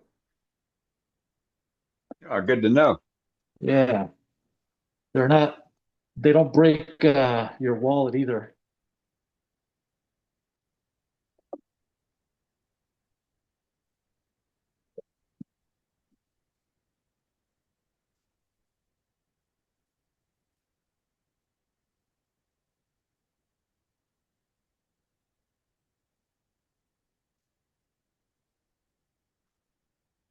No, I'm using the front side of my.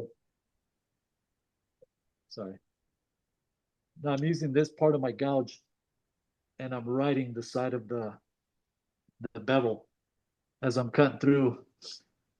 Gives me some clean cuts, but if you open up your flute, it's going to catch and it'll flip you over and break. So you got to stay very consistent and slow with it.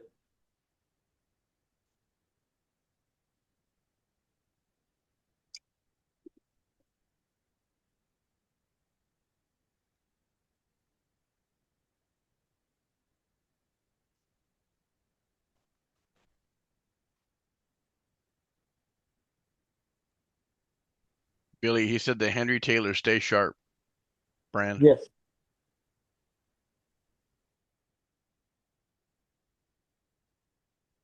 Thanks.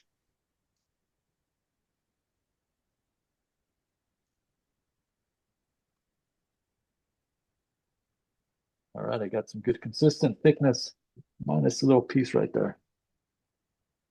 And also too, when you're doing these wing bowls, you got to watch where your hand's at. That's why I have this little lamp here to catch all my shadows, and then this light up here to see where the wood is flying at, where my hand is at. And you also want to watch the back of your tool that you don't swing too far back, because it'll catch and break your piece. So you want to just kind of watch where you're at all times when you're swinging in.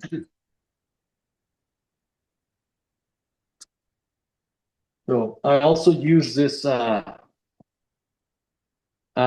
scraper from Yellowhammer. It's been with me probably for about 4 years, and I didn't start getting used to it. And I learned how to use it till about, I would say, about a year and a half ago. And I have it at a 60-degree bevel. It doesn't. Cool. It's not very grabby either. I usually just twist it. What's that? I like the 60-degree bevel on my sidewall scraper as well. Yeah. And what I do is I tilt it over at about a 45, and I just swing underneath everything just to kind of clean up my walls. And make that transition. I tend to get a lot of catches when I go too direct in forward, and you don't ever want to be hanging off the tool rest too far when you're using one of these.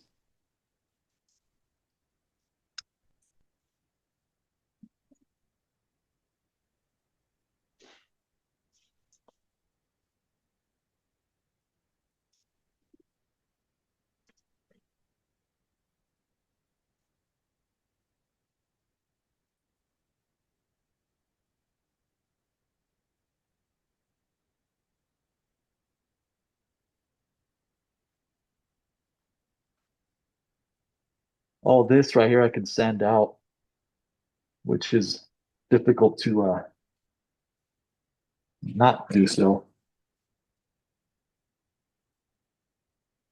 You keep your handle low when you're doing these side scrapes.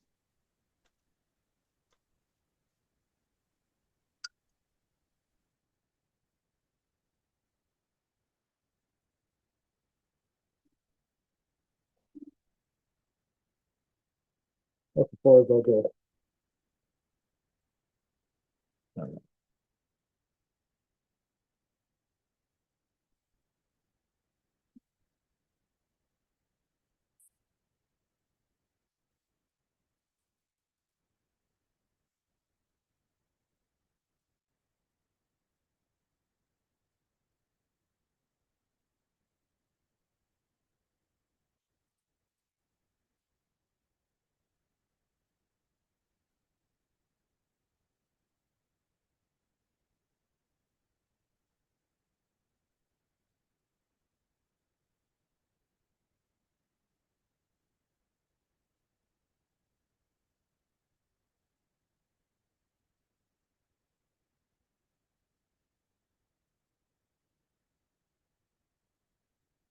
I know a lot of people use depth gauges. I have one. I just tend to forget to use it at times, so I just feel by hand. So I still got a good ways to go through here. I got a nice hump here, but I'm going to start cleaning this up as I have been doing in sections. I think this is black oak.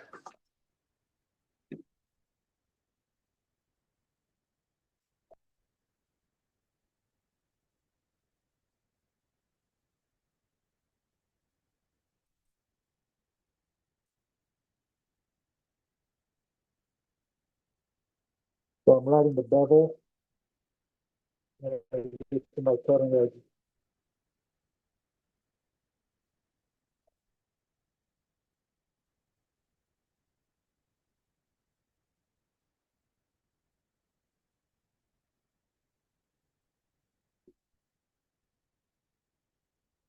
Similar.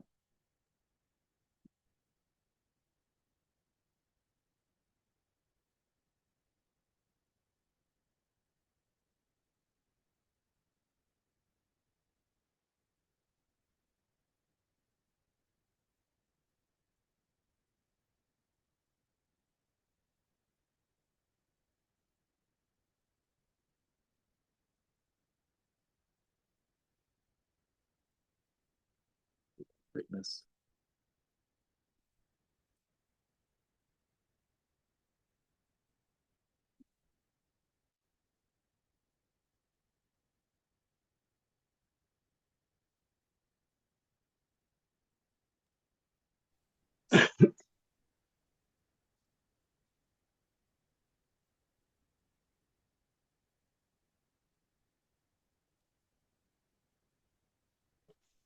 There you go.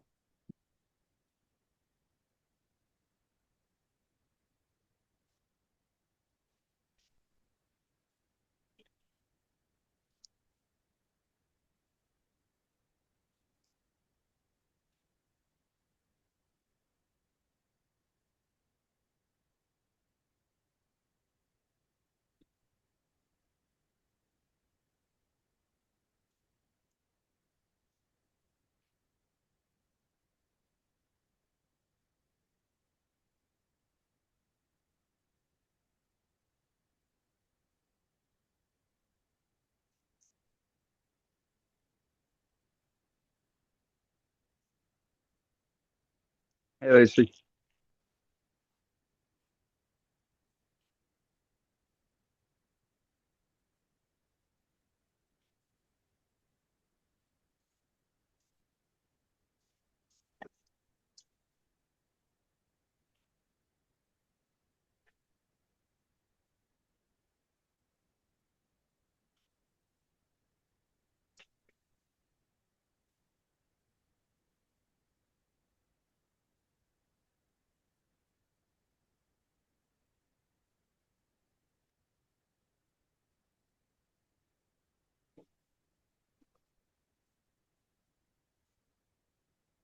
Normally, you want to keep sharpening down to your final cuts so you get cleaner cuts. Obviously, I failed to do that, but You got time. Yeah, just give me a second. Go sharpen it up. Yep, 100%.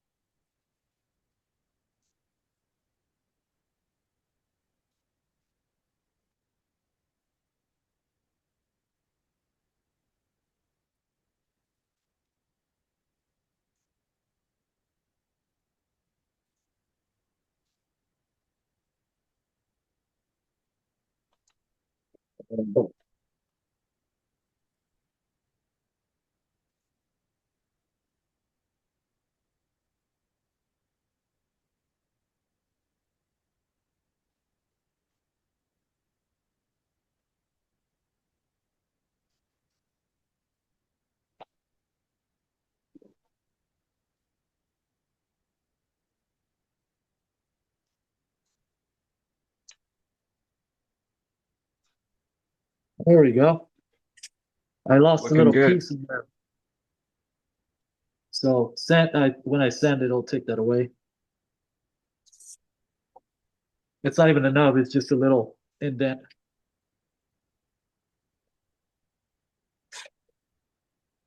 All right. So basically what I'm gonna do is I'm gonna lock my spindle and sand it all pretty much by hand.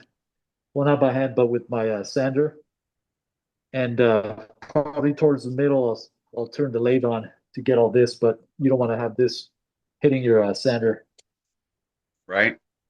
Yeah, good idea.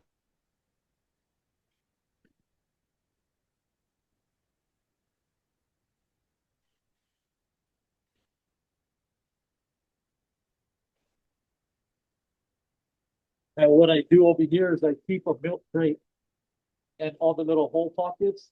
I put my tools in there. It's always accessible for me.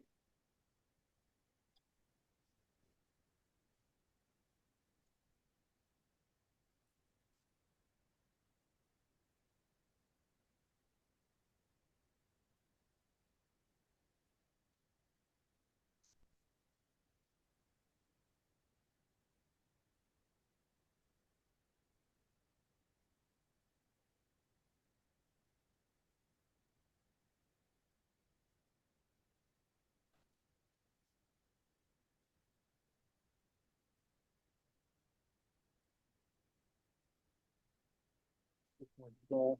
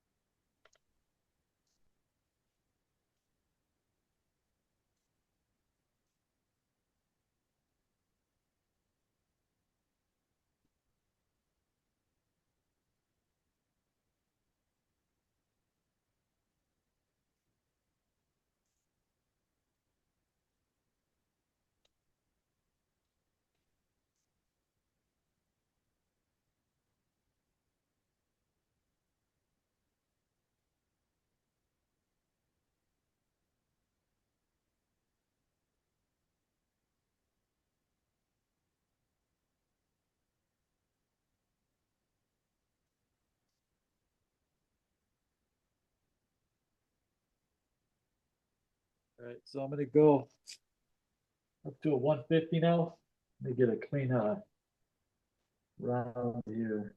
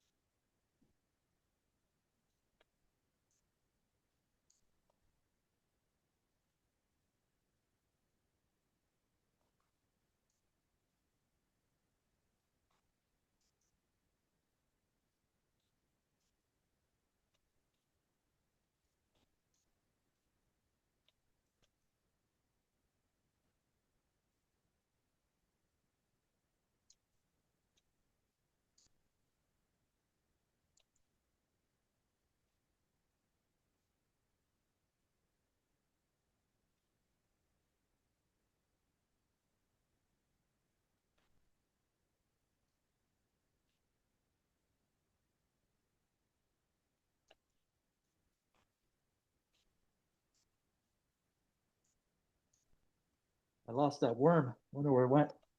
Yeah. Probably found a home somewhere up there. Let me go up to 180, then a 220.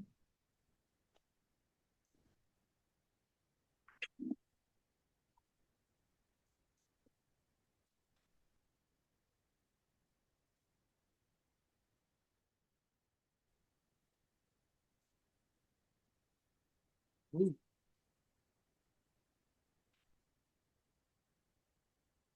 Lost my sandpaper.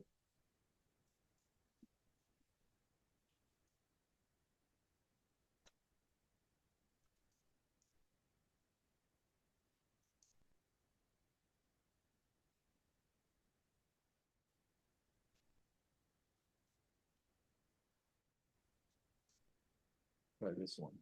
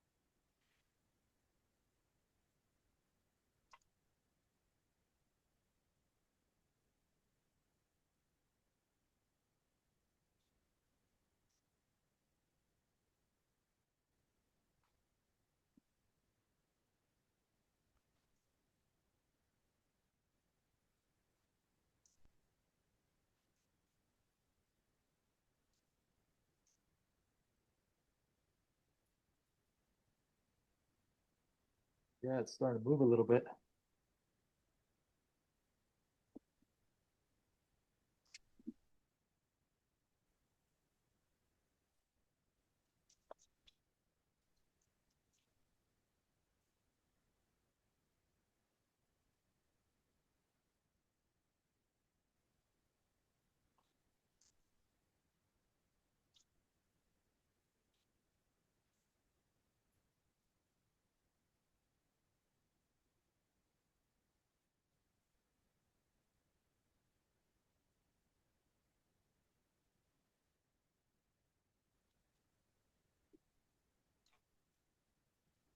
I know some of you don't like sanding or find it boring.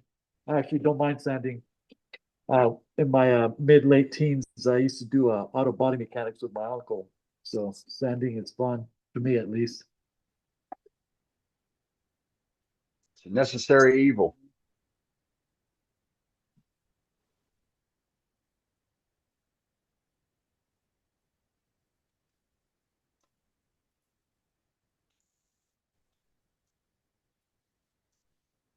I want to pick out all these where the worms were at, because there's a lot of dry powdered wood in here. But I'll keep you guys here all night,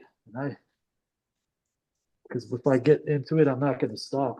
I'll keep you guys here till like 5 in the morning. I don't think you guys. No, you're want that. fine. You're fine. Doing a good job, buddy.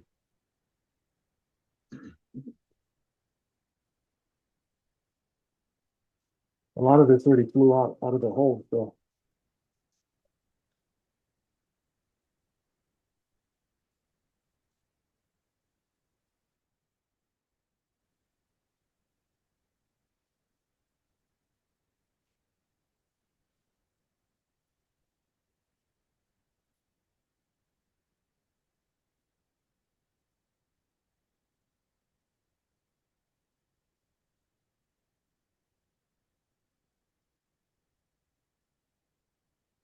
I came off easily.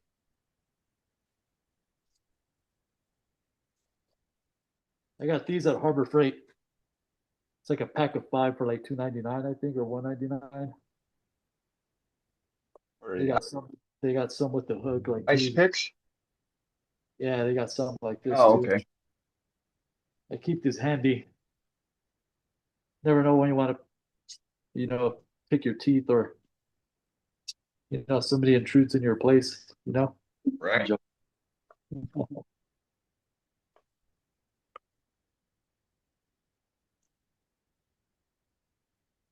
I keep an M9 K-bar behind me and a combat axe above my leg. Yeah, I'm not worried about anybody intruding on me either. Right? There's a lot of sharp objects in this place. Right.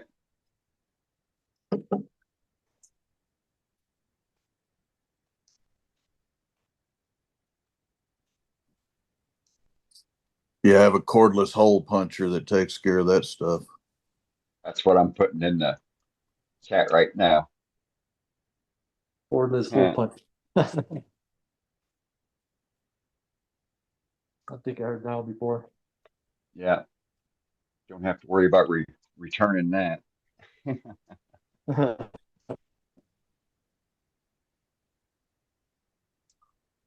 Wow, these are coming out pretty easy. Let's see how these come out.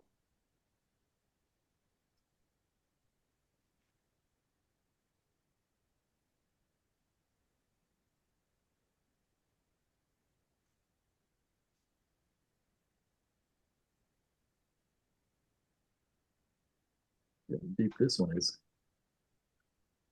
Put them in some soup, add a little meat. Right? There's a joke in there, but I'm going to refrain. I'm all ears.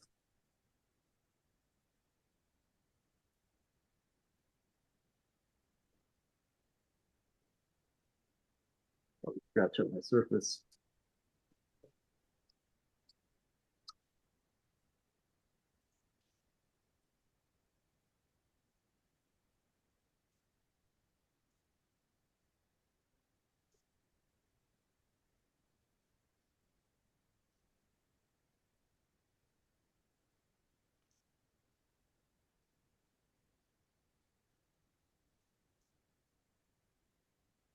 Man, those worms were eating up the wood.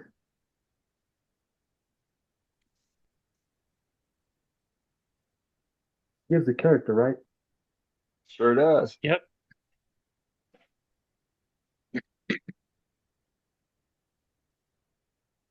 Sorry, I spent a lot of time here in the shop by myself, so I'm not much for conversation. Oh, you're doing fine.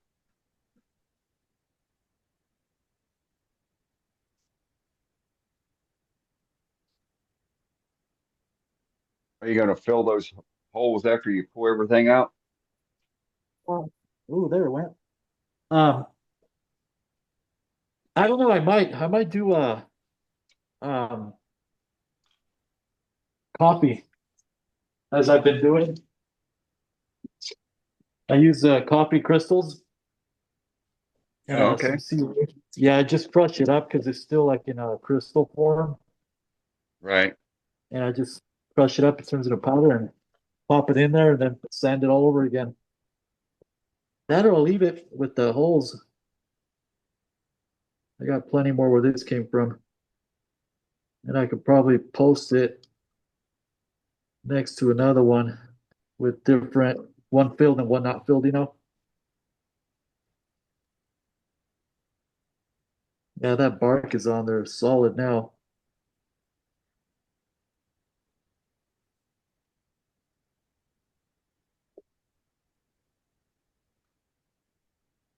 How's the weather over there, Dane?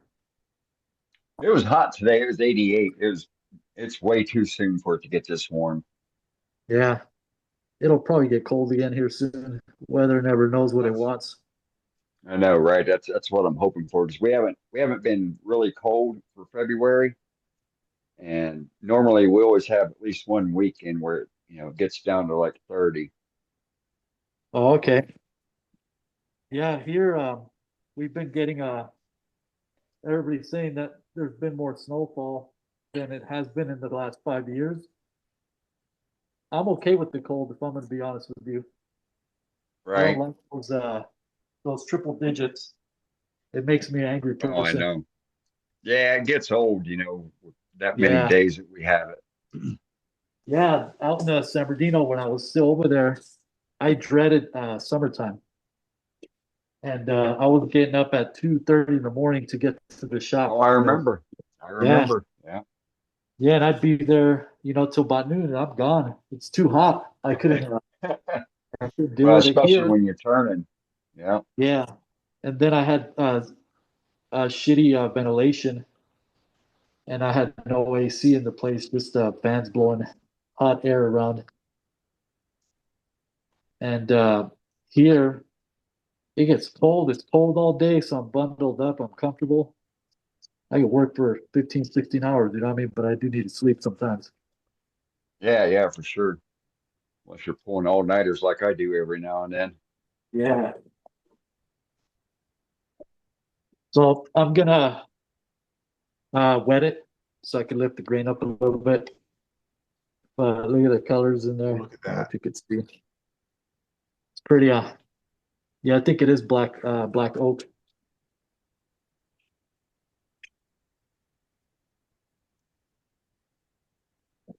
That's gonna be nice. Well,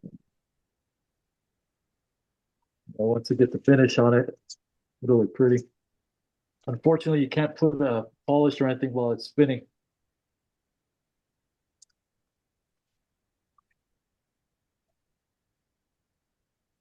Hopefully, I don't lose my microphone or anything. It's starting to get hot in here. All right, so I'm gonna let this dry for a sec. And I'll sand it again. Of course, I'm making a mess.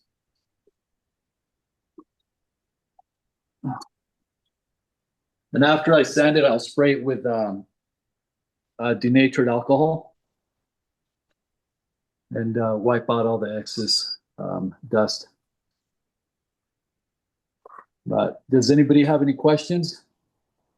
But now's your time, folks. Or did everybody fall asleep? No. Nope. Good. Hey, actually, so far it has been very enjoyable. Keep going. Cool. Yeah, Got because one question. yes. When you were picking out the bug trails, what would happen if you didn't pick them out and just sealed them in there? What has happened in the past is when you apply your finish to it without picking them out, it looks fine. But what happens, the finish absorbs into all that dust, and it dulls that area out, and they sink in. So it's always best to pick it out as much as you can. I mean, I picked stuff out to all the way to the other side before, and that's because I was on my time all day, And, filling them as well, too. It looks cool. But I wouldn't recommend putting a finish without having all these picked out. So even after cleaning everything out, you're still going to probably find a little bit. So some people use a sandblaster, or more of a high-powered compressed air to loosen everything up and blast it all out. But if you want to take all day, not all day, but if you want to take some time and hours to pick everything out, I don't have a problem with doing it. But I'm very impatient. Yeah. The other problem is like what Gonzalo's saying there. It's after you put your hardener on it, whatever your choice is, shellac or CA, is it.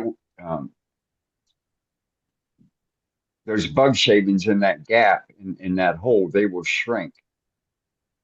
And then eventually they will pop out, or they'll raise up and leave a defining, oh, what is this on your finished product. Yeah. It doesn't look cool at all. And I know because I've done it before. And that's when that stuff gets gifted to somebody. Yeah. They're like, oh, thank you. You're so kind. And in my head, I'm like, I messed that one up, but you don't know. They say, why is this not my finish? Yeah. No, and you know what, too? Before you even sand, a wire brush helps very well too. Loosens everything up. The thing starts scratching up your sanding, which I'm okay with that. I'll resand it. I usually these when I get done to where I'm at right now, I just reverse it, take the tenon off, and everything else is all done by hand. How I did that's how I did this other one I showed earlier. I don't know if any of you've seen it, but this one was everything else I just did it by hand with one of these, and then just folded my clean paper and just kind of did tiny circles in there, and just cleaned it up to the best of my ability by hand. And it's therapeutical, you know what I mean? You know what you're doing versus trying to get it all done on here. It's impossible sometimes, because it's not impossible, but it's just you're working around, trying to get in and out of it. Right. So at least even with one of those, like Trent Bosch has one, and so does Woodcut, that carving stand. I have one of each. Those actually work the best because you can put the chuck on there, sit down, put some music on, sand it down, do whatever you got to do, pick everything out. It makes it more pleasurable, I guess. More enjoyable. Yeah. If there's such a thing. Picking out bug poop. Yeah. But yeah. Okay, Don, so what is ahead. your thinking about, and the bits where the bark came off the rim, what's your thinking on like taking a torch and scorching it up a bit? I could do that. You know what I mean? Because it'll, because it'll look cool. It'll blend in. Or finding another piece of bark and gluing it back on. That's what I'll do. That's what I usually do. Yep. If I could find it, I mean, just cut another piece of bark and put it in there. I'll just find a piece that looks That's what I'll close. do. That was from the I'm a fan of torching those spots. Yeah. Or I'll just glue it on like this.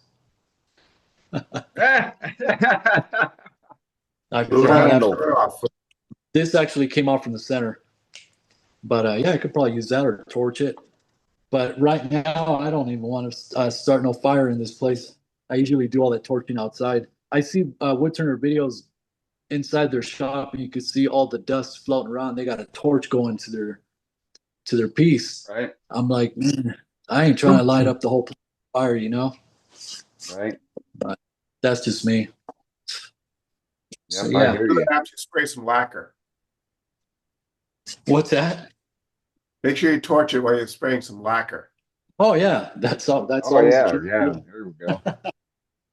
That would work out very well with the neighbors too. Worldwide Woodturners is not endorsing spraying lacquer and using a torch at the same time. I'm just going out here and saying that right I learned now. a few lessons.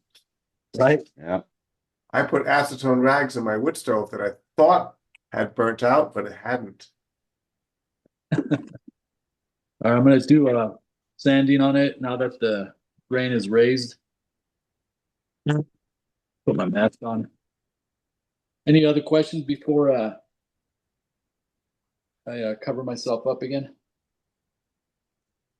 I think you're good to go. All right.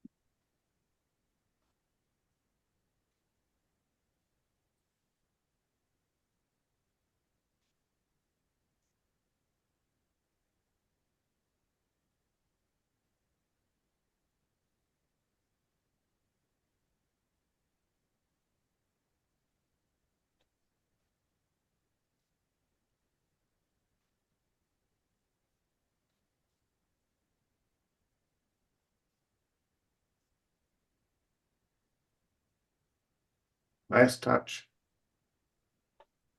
Mm-hmm.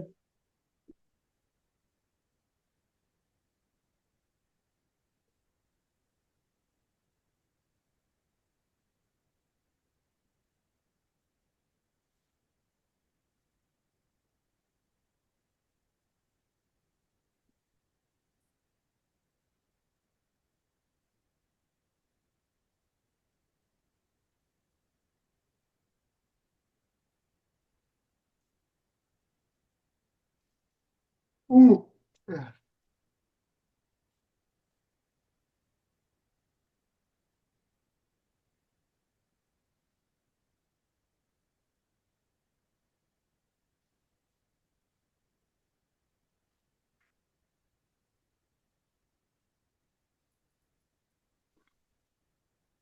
And also, when I sprayed it with the water, it loosened up a lot of that dust that was inside the wormholes. So they came out pretty easy after I picked at them too.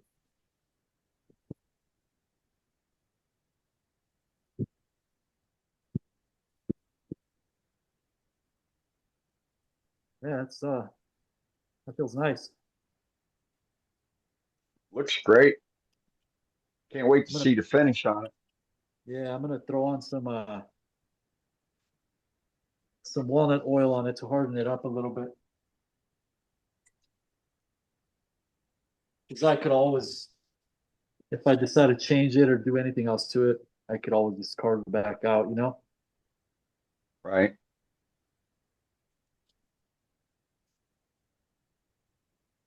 Oh, yeah.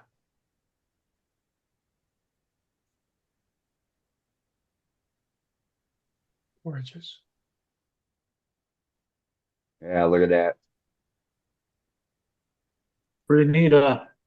Let's see, you can see where I didn't pick out. That starts changing color, but I can still pick it out and re-oil it, you know?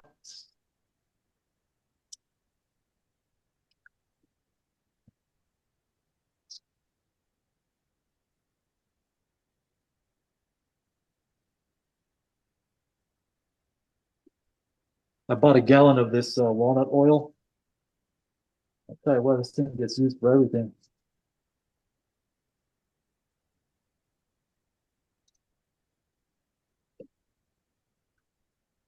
You can see where it's shiny from the CA glue,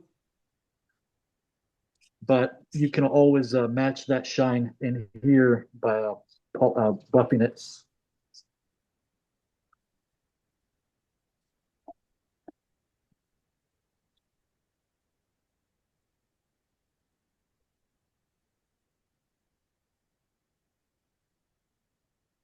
I got a gallon of this. I'll waste it.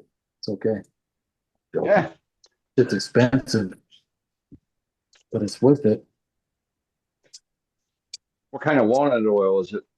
It's Mahoney's. Oh, okay. Yeah. I have other walnut oils that I purchased, which are really nice, but I use them to mix when I make wax, like a wax finish. Right. Oh, there it is. Look at that. You see it moving? Yep.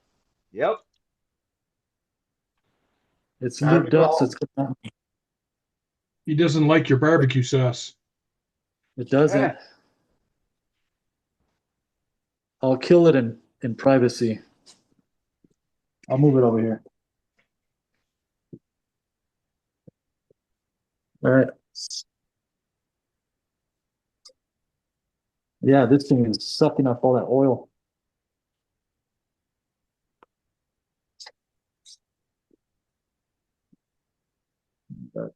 Capture this.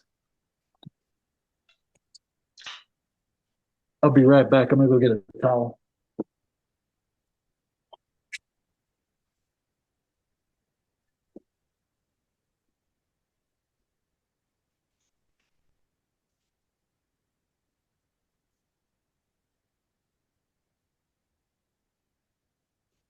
Yeah, let this soak overnight too.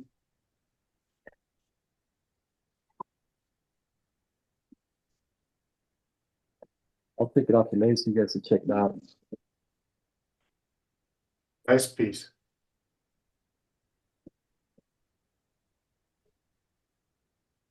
The color's really pretty. Yeah, it is. That is pretty. Lovely. Very nice. That's better. I love making those kind of bowls. That's so great. Yeah. So what Yeah. I'll probably do here at the bottom too is how I did that little on the other one. I turned down the tenon, turned it into just like a little ring. I'll Yep. do that with this one. Nice touch. Yeah. But yeah, Just a little pedestal foot. yeah, Great that's- job. Yeah, I really dig the shape. I'll be honest with you guys. I was very nervous. I'm used to just doing like a one-on-one with a student or two other people. But for me in my head all day, I was like, there's gonna be a lot of people watching this. So I didn't even bother practicing. I was like, however it comes out, it comes out. If it breaks, it breaks, you know? Nah, you did good. No, I'll tell you what. It was a very enjoyable evening. I'll tell you that for sure. Oh, well, There's thank you only very much. 56 of us here. Oh, cool. It was very Everybody enjoyable. that was starting to watch probably checked out immediately. No, we had people coming on. We had 92 at the max. Oh, right on. Yeah, And it's all right. for the first hour and a half, we averaged 81 people. Oh, cool. So Hey, you did a Gonzo? damn good job. You kept the interest. Question for you, sir. Yes. We do have a bunch of new turners that are looking for different lathes and that type of stuff. Earlier, you said you have a couple wind lathes. Yes, I do. They're both 14 by 18, and one of them is actually one of my second lathes from about 5 years ago. And a lot of people knock on them just because they say, "Oh, they're cheap, you know." But they work great. If anything, I only had to change the carbon brush on it. Other than that, they're very strong. They're zippy. Yeah, they wobble a little bit because they're, you got to mount them down onto a table. I have them on those steel legs, so they want to dance around at times. So I have to just balance them out. But I mean, aside of that, they're great lathes. They're fast. They do great. They're really great for spindle work. I've turned stuff all the way up at the 3,500 RPM that it takes, and they're like I said, they're zippy. I like it. I enjoy them. Sometimes I'll take it to the front of the shop and I'll work in the front all day versus using, the Robust or the Brickmark. Just because that one, it gets hot in here. It gets warm in here, right now I'm starting to get warm, but they're nice lathes. You could take them to markets. They're not heavy. So they got, it has a digital readout on it and everything. Yeah, cool. Thank you. Hey, brother. Wait. Are you heading? Are you gonna be up at the level up? And that's in September, right? Yes. Yes. Yeah, I'd love to. I just because I printed out the dates on it, and if I can get out there, I would love to go. To be honest with you, I need to get out more. I'm always here, or I'm always working. I'd love to get out. The last time I left my shop was when I was in California. I left to Utah and I took a class with Mike Dukovsky over at Craft Supplies. That was the last time I disappeared from my shop for like a week. Hey, So, It'll be a cheap weekend. You only get older, so you know what? Put it in there. It's a bucket list. yeah, You only get older. You're always going to get older. I know. That's the unfortunate part, right? Yeah. Not really. The alternative is unfortunate. Yeah, the alternative is you I'll don't tell wake you up what. the next day. It was a very enjoyable evening. Really. Thank you so much. No worries. Thank you. No. Hey, look, you're the one that shared your talent. Thank you. Thank you. Great demo, Gons. Thank you very much. Look him up. Time. Look him up on Facebook. Look him up on Instagram. You got TikTok too, right? Yes, I do. Yeah. Afterwards, throw your TikTok link in. Make sure you send your TikTok link to the webmaster so we can get your social media details. Posted underneath our tournaments that have social media. That way we can get you out there even further. So yeah, you're doing a hell of a job. Yeah. Great. Thank you for calling up and saying you do a demo. And of course, we've been talking off and on for a couple of years now. So yeah. At least you had a friendly voice. Yeah. I got to say though that Go ahead. smock would look a lot better with one of our stickers or one of our patches on it though. I do have I have a smock, but I left it over at the house. It has the patch already sewn on it. And I was like, oh, wow, that was cool. I definitely want to do another demo. I guess I overthought this one. I was very nervous. But Oh, don't be. You were great. No, that's You how were I am. absolutely amazing. yeah, so definitely I'll follow you guys up on this. Probably tomorrow. You could Most do that likely. demo 10 times and everybody that watched it would learn something different every single time. No demo True. ever goes the same. Very I've true. done the same demo in multiple locations and it's never the same. Yeah, Right. I'll probably Yeah. learn something Sure. different all the time, you know? So true, James. So true. Again, also, I only demoed a few times, and believe me, I wore a path in my concrete floor, just because. Yeah, I was pretty nervous. Oh, So you yeah. know what? You know, it was a very No, that's enjoyable. very, Thank you. it was very good. So Very good. Awesome. in the And that's what comments, happened. there was a lot of feedback about how methodical you were, about how you start and stop, that you're looking for specific things, and of course you're explaining them. So you did a really, really good job on how to do a natural edge wing bull, because that's something that we haven't done too many demos on. Yeah. In the past, and so the way you presented the material and everything like that, spot on, badass. You did a great job, buddy. Right I on. Thank you very appreciate much, guys. I appreciate you guys very much. Thank you for having me. And so if there's no further questions for the man, we'll let him get off the highlight reel here, and so he can sit back and read comments and enjoy the last 10, 15 minutes of the show. Right on. I got to get to cleaning.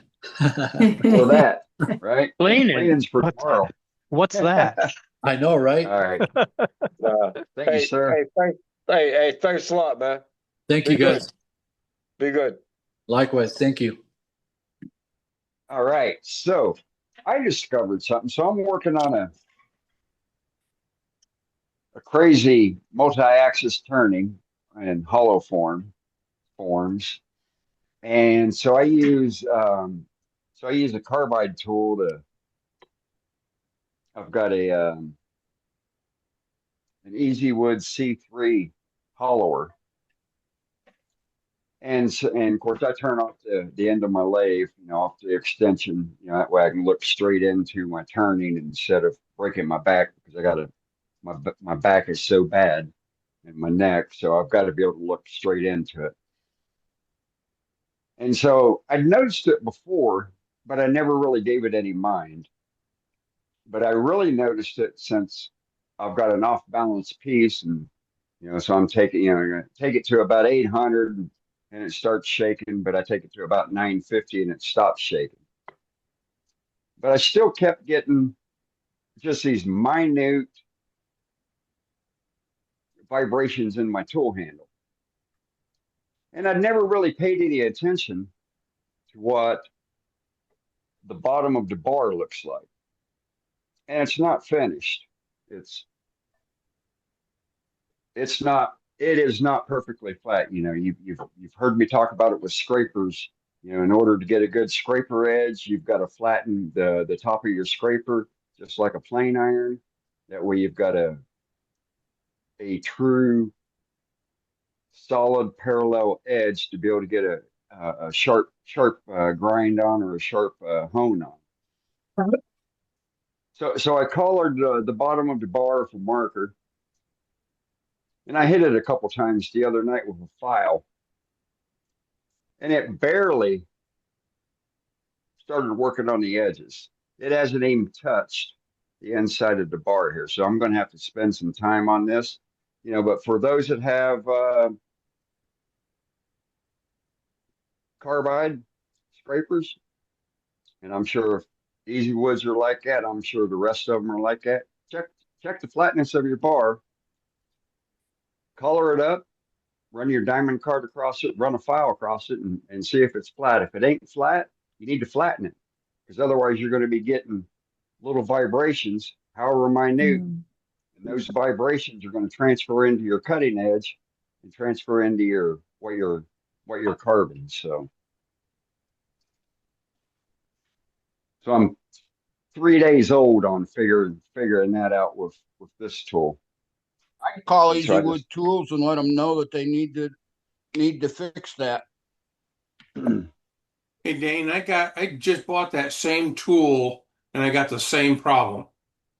Yep. Well, I'll have to check mine and make sure mine's not the same way, but I get a lot of catches and it tells you that you got to have your tool rest back so far that it's scary. It's scary using it. Yeah. Yeah. I have perfect control working, straight in. I don't know what that control feels like working over the side of the bed. Because I don't do bowls off the side. The only thing I do off the side is spindle work. Everything else, I'll slide the headstock down. Yeah, I bought the same thing. I just got a mini lathe, but I have to stand down at the end because Right. you got to put your forearm on top of it, just to kind of balance. Right. And Yep. of course, like I said, I just bought it. I just used it, and I got to play with it some more, I guess. But I want to thank you for bringing that up because I'll have to check mine and see if it's evenly flat on the bottom. Yeah, maybe maybe my bar is just an anomaly. Let's see. Doug, are you still on? Yeah. What does the bottom of your bar look like on your hauler? Similar. I just ran my steel rule down it, and I've got specks here and there. They kind of move around. I don't have a channel down the center like you were talking about, though. Yeah. But I think you're right. It's taking the time to put a file to it, flatten it out a little bit, and you're going to be better off. And Yes. like has already been said, that flat part of that wide flat part of the bar needs to be on your tool rest. You get that gooseneck part on there, you're guaranteed to turn. It's very difficult to hold on to it. Right. But I would let Easywood Tools know that they've got a manufacturing problem that's causing an issue with the use of the tool. Yeah, maybe I'll call them up here tomorrow or Friday and give them my thoughts on it eloquently. I don't know if that particular bar is made by Easywood or if they're hiring it out. But they're probably hiring it out. But either way, everything Easywood makes is made in factory. They are a wholehearted manufacturer. I am a demonstrator for Easywood. They make everything in house. Yeah, I am as well. I just didn't know if that particular gooseneck bar was in house or if it went out. But I think you're right. I'm sure it's in house. Mm-hmm. In fact, this one didn't even come from the company now. This came from Craig Jackson, the originator. This is one of his experimental handles. That's a hickory handle. But anyway, it's a great tool, but I think you need them pretty flat. Yeah. And I would think they'd want to know they've got a problem. Yep. All right, we got one last gallery. Howard, about time you turn your camera on. We've been trying to get you to turn it on for an hour and a half. I've been watching their thing. Great demo. I really like that demo. Anyway, I got a platter. Look at this. Look at that. That I turned, and it's a crotch piece. I don't know if you can see the crotch right here. And buddy. Yeah. See the feathering. Yeah. And I don't know how. I don't know how the feathering and the quilting is awesome. That chatoyance is crazy. Yeah, it is. But anyway, it's It's turned. Not very big. Cheese and crackers. Did I'd you hold some have cheese to and crackers. You don't have turn the enough whole room for tree? 2 crackers on that. That's right. Do what? Turn the whole tree. Oh, Brenda said, "Did you have to turn the whole tree?" It's huge. No, I had, Well, Yeah. really, how big is that? That looks pretty big. it's 20 by 23 and a quarter by 25, 24 and a half. Jeez. This way, Very that way. cool. This way. Right. Beautiful. Beautiful. Nice, Howard. Yeah. But What anyway, kind of wood? it's What kind of walnut. wood? It's walnut. Antique Walnut. oil. Uh, Antique oil. no, it's true oil. For gun Okay. stock. Yep. So anyway, Great job. I saw a picture. I saw the picture on Facebook, and I'm like, oh, we won't be able to see it during the meeting because it's probably already found another never home. Yeah. Well, yeah. My son saw it and he got it, and so I borrowed it tonight from him. So Okay. Yeah. See, I knew it. I knew it. First You knew of I'd be all, asking about it, didn't you? yeah, he saw it and he took off with it. So I told him, said, I need to show it tonight. So he let me have it tonight. Very cool. So I'm gonna have to give it back to him. Right on. Like a dragon face All right there in the thanks, middle. Howard. first of all, make sure you don't take it to the place that Dewey took it to and only got $300 for. Wow, His son's got $300. it. Dewey. Really? $300? Wow. That's an old joke. Isn't that an old joke? Come on. Do what? No, Dewey showed something about 6-8 months ago, and he took her somewhere, and he the member of the story there. He only got $300, and Yeah. I guess I should have. I thought everybody remembered the story. Good, Oh, I remember the story. good night, guys. Yeah. It's all good, Al. Yep. All right. All right. All Thank right, you. We got one more. We got one more gallery. We'll close it off here with Dan. All right, Dan. How y'all doing? Good. How are you, Good. buddy? Real good. Well, I've been a little busy. Oh my. Oh, yeah. Good for you. Look at that. Made up Dang. a bunch of pins. And Shiny ones too.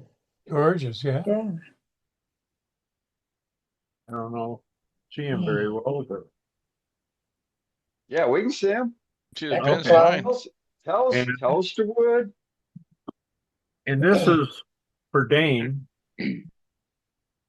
with my laser pecker. Oh, nice. Oh, okay. Bunch Good of job. shits. Nice little dog. She's passed, Yeah, but no I respect, man. No respect. expect I'm doing a couple of these for a lady here because her dog died. I used to walk the dog a lot, but I was sanding these tubes, like they show to rough them up. Yep. If you got a lot of these tubes to do, that's a real job, So I got a piece of sandpaper. Excuse me. And a piece of dowel on this real expensive tool. Oh. And I just hold it on there and go up and down. That works. And it roughs it up beautiful. Yeah. Yeah. And Be it only easier than takes a putting it on second. the lathe. And it takes a lot less time. Yeah. Just don't use 80 grit paper. I Huh? stand mine on my belt sander. Don't use Yeah. 80 grit paper. Yeah, I used 80 grit. Oh, wow. It works great. Just a couple little over it, puts nice grooves in it. And did I have anything else I was going to show? No, I guess that was it for tonight. That was it? Yep. All right, right on. Well, thank you, Dan. You've been busy. I'm glad you're back in the shop working hard. Trying. We're hardly working. That's me. I'm hardly working.